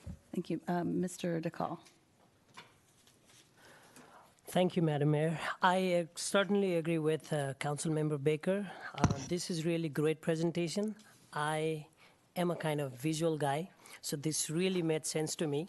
And thank you for doing that. And as we always believe in, doing things right, so allowing that 2 weeks for our residents to discuss about this issue and how we can make it even better and do it the right way. And at the same time, is there any unintended consequences associated with that? So we will allow that 2 weeks for our residents to discuss. And also, we will also dig deep into it and learn more about this, and then we definitely will vote on that. Thank you. Thank you. Mr. Aguilar, followed by Mr. McKenna. Did you have comments? I did, yeah. Okay, perfect. Thank you, Madam Mayor. Thank you again. Based upon what we heard last week, and certainly this week, I think you have the full support of the council, and you'll have it in a couple weeks. So. Mr. McKenna. Yeah, I just want to say that you did a very good job tonight. I'm in favor of this. I do urge anyone that's out there that's watching or listening or in the audience, the Planning Commission did have a public hearing on this in January. They also had a work session. You can definitely read the agenda on there as well. Also, the community meetings that you had, I went to several of them. So I do understand contextually what you're trying to do, and I'm more than willing to wait time, but I do urge everyone that's listening out there that there is some context to this vote or this vote that's coming up that's happened prior. So that's all I wanted to say. Thanks. Thank you. I think everybody's had a chance to speak. I concur. This was so great. I can't wait to get it out there for the public to be able to really delve into it. And I really feel like I know what this development is going to be like better right now than I ever have. So there's a lot of enthusiasm. I never predict what the council will do, but I feel really good about this. It's been the top of mind for, like you said, 10 years getting ready for Metro. And hopefully we'll get more public comment next week or in 2 weeks, and we'll try to make sure we get you at the top of the agenda so that you don't have to hang out with us so long, as I'm sure you enjoy it, but we'll try to get you on your way if at all possible. So if there's no further discussion, the motion is to continue this item until a date certain of April 9th, made by the Vice Mayor, seconded by Ms. Friedrichs. All those in favor say aye. Aye. Aye. And those opposed? Okay, that's great. If people need to take a break, go for it. Just make sure we still have a quorum up here. We have to have 4, but we're going to fly on through. The next item is ordinance 19008. Are there still 4 of us? Yes. Okay.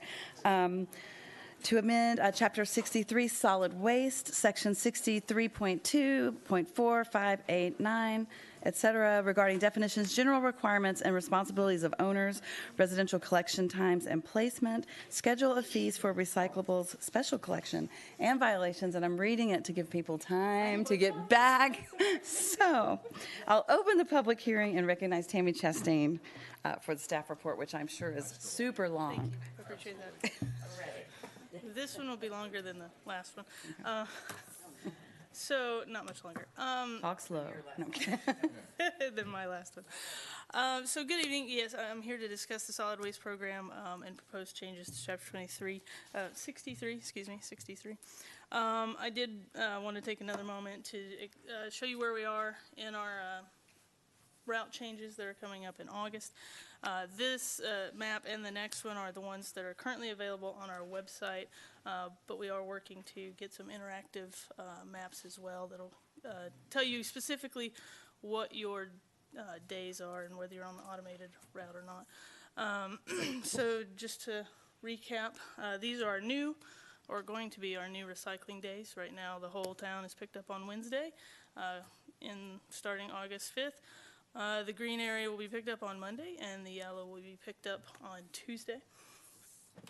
And then the trash will now be shortened into 3 days, Wednesday through Friday, with the green Wednesday, yellow Thursday, and red, pink on Friday. For the new changes, as I mentioned, they will be beginning August 5th. We have done quite a bit of citizen outreach. This is not an all-encompassing list, just to kind of give you an idea of what we've done so far. The first thing we did was the calendar. Obviously came out to show the new recycling and trash pickup days. Some letters were sent to all citizens, as well, excuse me, all affected citizens, as well as the HOAs, to get their input, because we'll have quite a few people added to the recycling route, automated route, that are all currently on their trash automated route. So it shouldn't be anything too new, but just to kind of get their input. We do have a dedicated website. We'll have some FAQs. There has been some posting on social media, an e-newsletter. And we're also working on a trifold brochure that helps answer questions, has some FAQs, also a little bit educational, what is and is not accepted in recycling. And some FAQs will, frequently asked questions, will also be delivered in the April, May, and June water bills. So to start with our proposed changes to Chapter 63, one of our, well, important to us changes are the containers. We are proposing to change the time for set out from 7 a.m. to 6 a.m. This does bring us in line with some municipalities, but also allows us to not have to go back around to pick up on the days that we do start early for the heat index. We are also changing the times that the containers can be placed out, 12 hours before, and then 12 hours after, or 6 a.m. on the next day. We added in some clarification as well on definitions, automated containers. These are just a couple. A material recovery facility, which is also the facility that takes our recycling. So this is the company we work with to, they sort all the recycling that they get from us. We also encourage the use of the town streetscape manual for commercial properties. Gave some more specifications on collection containers and requirements, asking for lids that fit properly so that it does not, the trash or the recycling doesn't just blow around everywhere. Also, our special collection material weight limits that are kind of have been around, but we wanted to put them down as 50 pounds for the larger items, for the smaller items, and 100 pounds for the larger items. We also removed the 30 cubic yard roll-off that people could rent. No one has in quite a while. And we just don't have those really to rent anymore. We're using all of our containers. And we also are proposing increases to the recycling, special collection, and violation fees, which I'll go over shortly. I did want to give you a history on the ordinance. We were one of the first towns to start recycling, and the recycling center opened in 1990.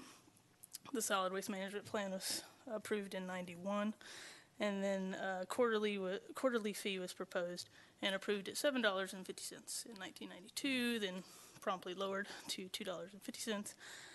Our special collection and violation fees changed in 2002 and then again in 2009, and the quarterly fee again in 2010. So this will be the most recent, or since 2010, change to any of these fees.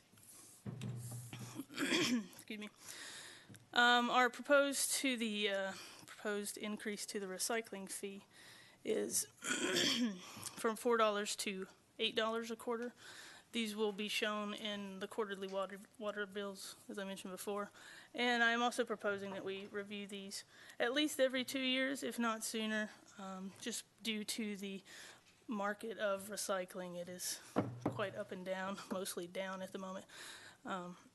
We're also proposing to increase the special collection fee from $35 to $60 for the first 30 cubic yards.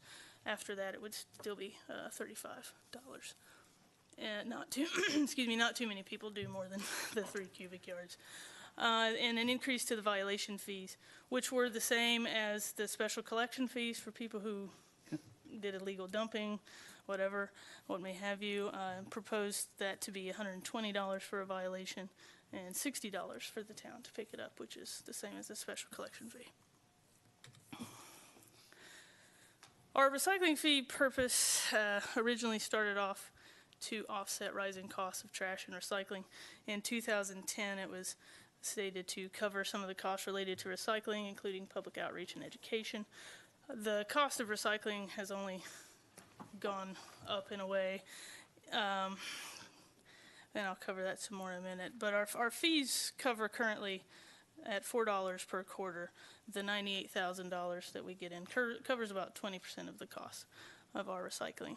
The proposed $8 per quarter will cover 40% of the cost and help with recovery of the rebates that we're not receiving any longer. But due to the fact that recycling is a volatile market, it is based on the commodity rates, so it goes up and down just like any commodity. Our ratio is determined about annually based on an actual load from the town.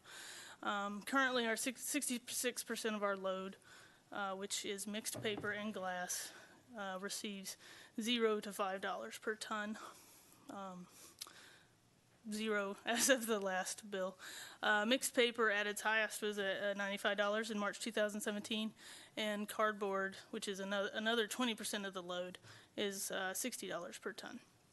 And at its highest was $180 per ton in the same month, which is a key month, which is when all the regulations started hitting from China and overseas. Okay, I was wondering what was going on there. Yes, ma'am. And I kind of wanted to show our rebate versus our tonnage over the last 2 years. As you can see, we recycle quite a bit and continue to, and I don't see that changing. But the rebate that we are receiving for each of those commodities has gone down significantly. And when looking at this, we also looked at what local municipalities are doing. We are one of the only, not one of the only, we're one of a handful of people of jurisdictions in Virginia that has a recycling fee. While most people have a solid waste fee or even an enterprise fund. As you can see, most of them, the fee does not entirely cover everything, but it covers a good portion. And let's see, sorry. So in summary, these are the proposed changes that we're pushing forward with Chapter 63. Are there any questions? Thank you. Are there questions for Ms. Chastain? Yes, ma'am. Sorry, I didn't ask this in the work session. Where does this show the recycling of yard debris? The grass clippings and so forth. That's not listed on here because... No, it's not. It's actually, Okay. It's picked up on your trash and sent to a composting site. Okay, I just didn't see it on here. Thank you. Thank you. Other questions? Anybody? Okay, thank you very much. So this is a public hearing. I'll call for comments from the audience. Is there anyone that would like to come forward and speak on this item? Okay, seeing none, I will close public hearing, move to council level for discussion and action. Mr. McKenna. Madam Mayor, I move ordinance 19-0-08 for approval. Second. Okay, we have a motion made by Mr. McKenna and seconded by the Vice Mayor. Discussion on the motion? Go for it, Madam Vice Mayor. Thank you. Over the years I've lived in town, there have been several occasions when council members wanted to totally eliminate the refuge pickup to cut down on our budget. I can tell you I'm not one of them. I really like knowing the people that come take care of us. Why do I like that? Because I've seen it in other places when you know, they're probably going to be low paid. They're probably going to try and not pay them any benefits. They're going to turn over probably faster than McDonald's does. Do I have to pay a fine for saying McDonald's? That was an ad. So I really like having our staff there, and people know who they are. The guy that comes around on the weekends cleaning out the community can on the sidewalk in our area. So it's really great to have them as part of the family, and thanks for all you do. Thank you. Mr. DeCall, did you have a comment? Yes, Madam Mayor. So talking about recycling, $4 per quarter to $8 per quarter, and still it covers 40%.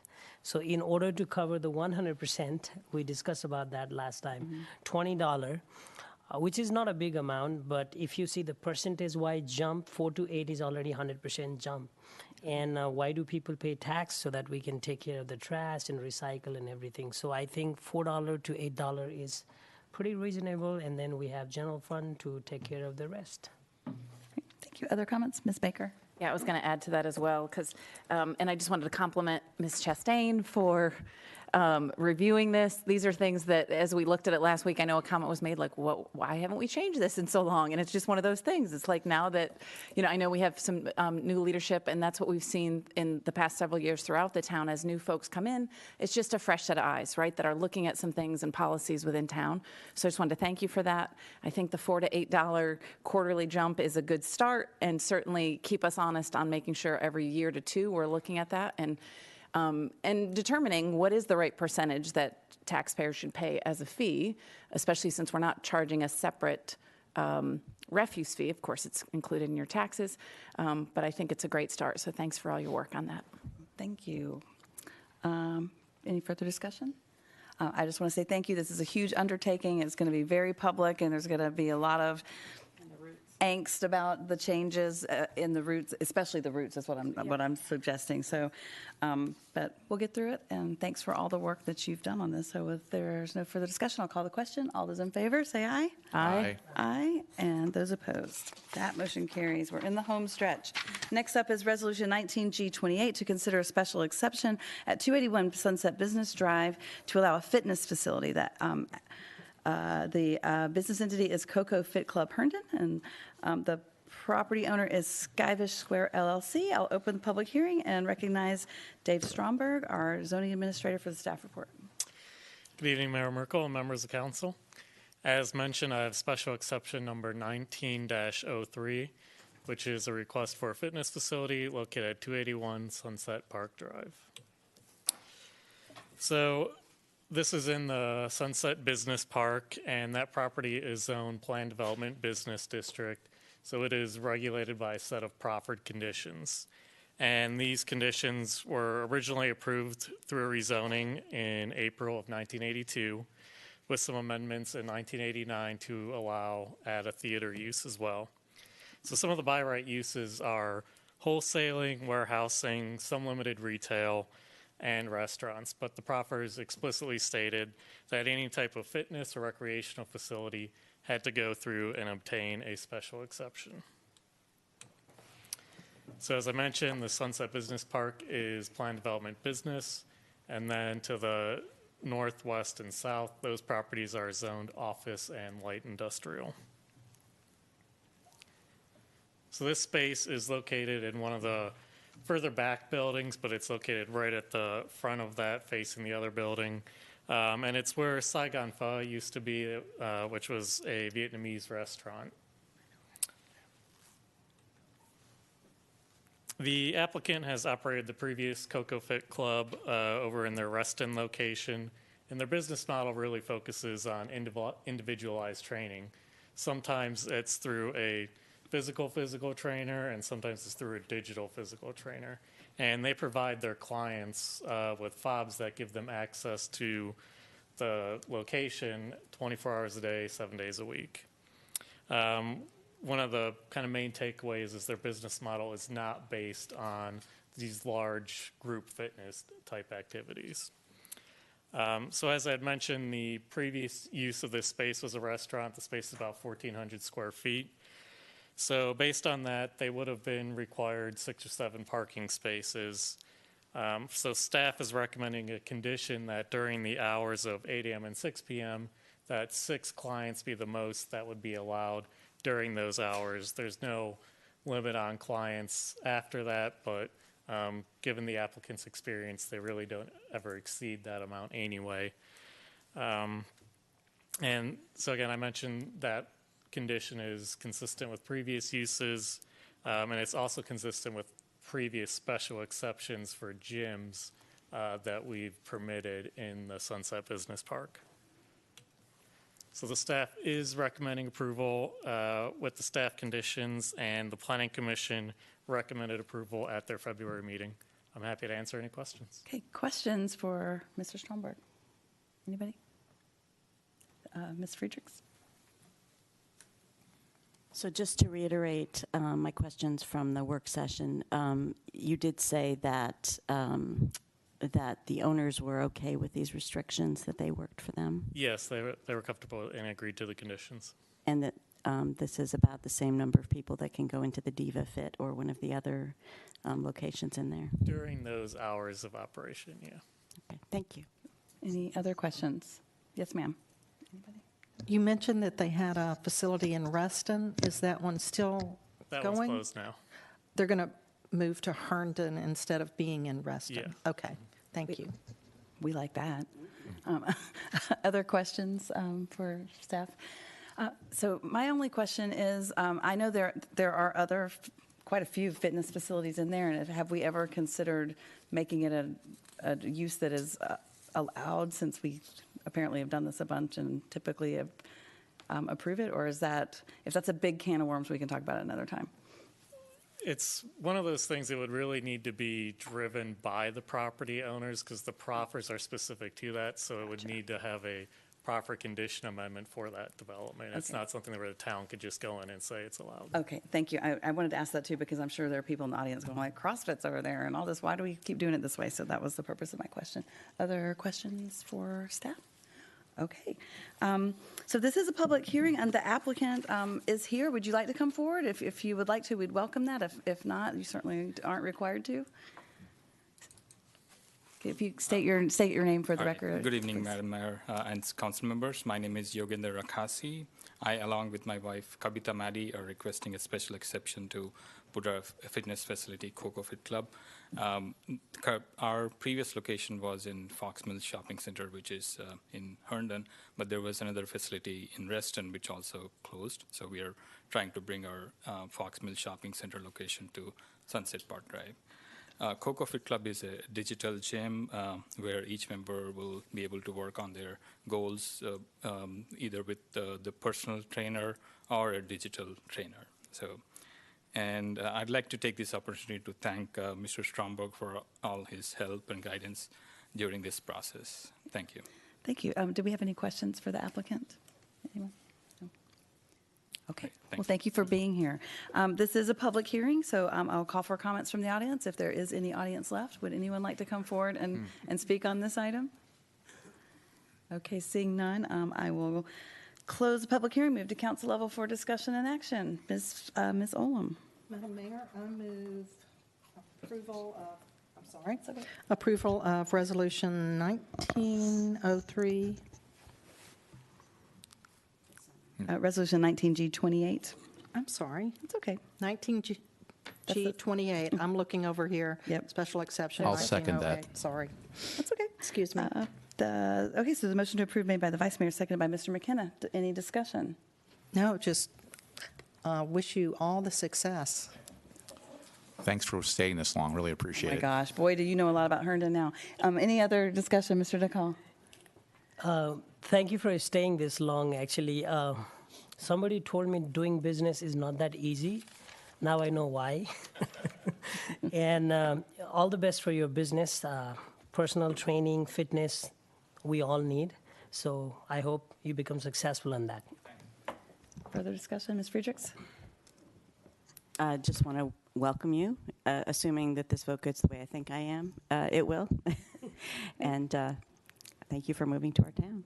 Yeah, thank you. We always like when people come from Reston into Herndon. So let's call the question on this vote. All those in favor say aye. Aye. Aye, and those opposed? Thank you, and that passes unanimously. And our feelings aren't hurt if you run out, we understand. That brings us to our one general item, which is the Resolution 19G29 to amend the Parks and Rec fees, special facilities use, and facility rental fees. And I meant to say before you guys leave, if we can ever be of help, let us know. Hi, Cindy. You're still here, too. Hi. It's been a long time since we've been here this long. This is way past my bedtime. Mine, too. My children have texted me good night. Are you ever coming home? Yeah. So, like, I don't know. It remains to be seen. Thank you very much. We wanted to speak to you tonight about amending some of the Parks and Recreation fees. We talked about this at the work session, but I want to just reiterate some of the key points. In particular, in 2006, when the last addition to the community center was constructed, we went to a fee structure for admissions and multi-visit passes that was based on the Fairfax County Park Authority fee structure. So from their pricing, then we had various discounts on each of our pass levels and each of our categories based on what their fees were, so that we were aligned with them but beneath them in price. And our residents and our non-residents received discounts off of what the county pricing structure is. 2011 was the last time that we did a major revision to all of the fees at the same time that the county was doing theirs based on what they had done. Both entities have held firm from that point till now, generally on most all of our fees, because of what's happening in the market with opportunities like what Coco provides, and we have a new LA Fitness coming to town, and same things happening around the county. We have made changes in some categories over time, again, based on what the Park Authority was doing, which resulted in categories like our non-resident seniors and our non-resident rates being higher and getting misaligned with our resident rates. That is why you're seeing now in our change that a lot of the non-resident rates are going down a little bit, adjusting down, because we're trying to make the percentage consistent in all categories. It was not consistent before. So because they were inordinately high before, they are now leveled out a little bit. So that's why there is that disparity there, and why it appears that we're giving non-residents a greater break than we are for residents. The residents just are not, we're already lower than the others. The county is proposing significant increases now to all of their fees. Right now, they're proposing $10 and $12, $12.50 for a daily admission. We are at $6 and $7. So it would be a dramatic change. That's part of the reason why we want to separate from them and establish our own structure. So the proposal, and actually I guess we're at $6.50 and $7.50, so it's a 50-cent increase that we're proposing on the daily admission, and then all of the multi-visit passes trigger off of that with an equivalent approximate discount of about 20% on all the multi-visit passes going forward from there.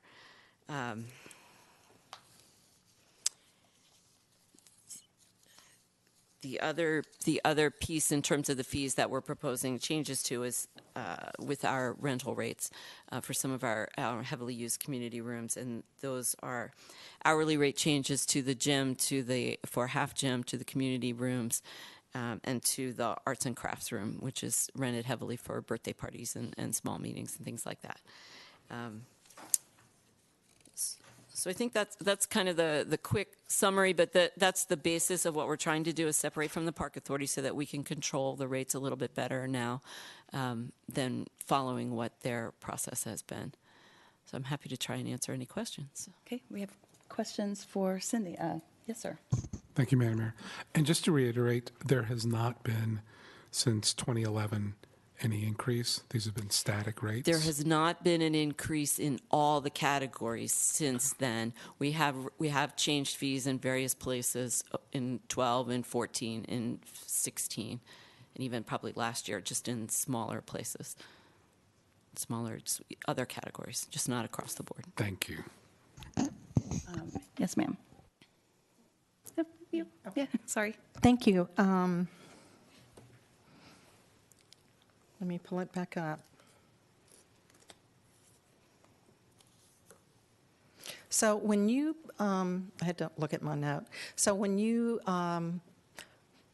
decided to do this, did you put any notices over at Parks and Rec? So because I'm not over there, because I don't have little kids going to summer fun anymore, I know. No, this would be publicly shared after you make the decision as to where we're going to go. Okay, so there was no notice that it was being considered? Because I know when the golf prices went up, people were concerned that they got no notice.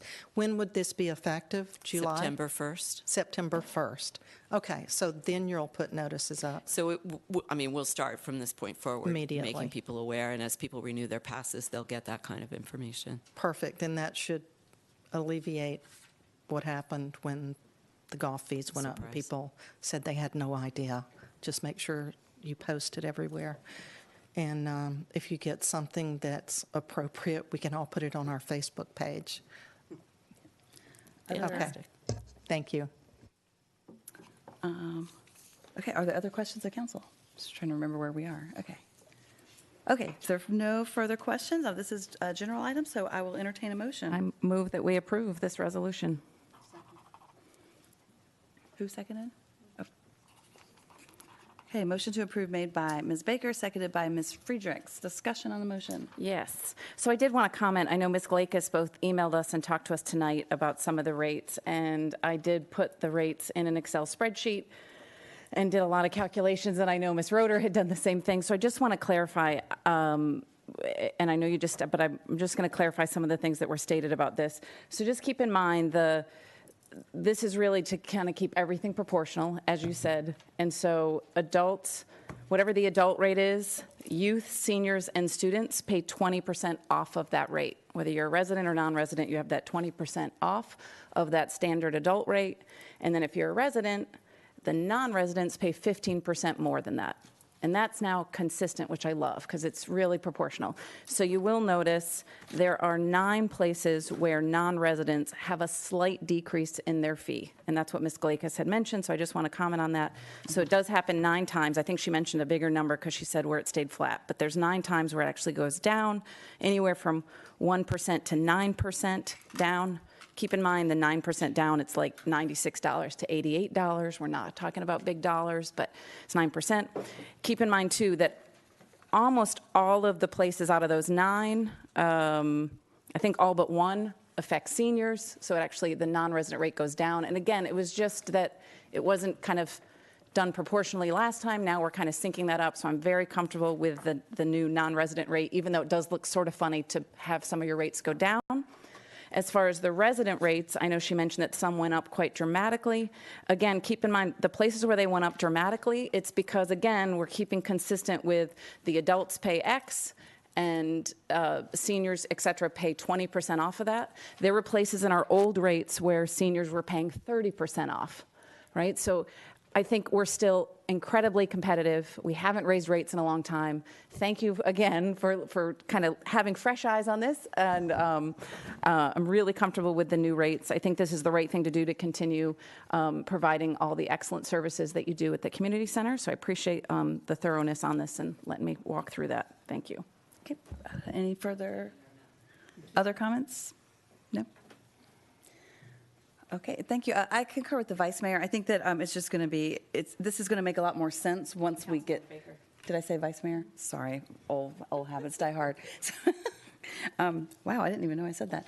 Councilmember Baker, I concur with her comments because I think this is going to make a lot more sense once we make the transition. There might be some questions, and just like Ms. Glakus had, but I think that it'll be much easier to understand going forward. So I will call the question on the motion. All those in favor say aye. Aye. Aye. And those opposed? Is there a resolution to pass the consent agenda? So moved. Second. Okay, we have a motion made by the former Vice Mayor and seconded by the current Vice Mayor. All those in favor say aye. Aye. Aye. And those opposed? And that concludes our agenda this evening. Madam Mayor, I've moved we adjourn, seeing there's no other business. Second. All those in favor say aye. Aye. Those opposed? That motion carries, and we are finally adjourned at 10:21 p.m. It has been a long time.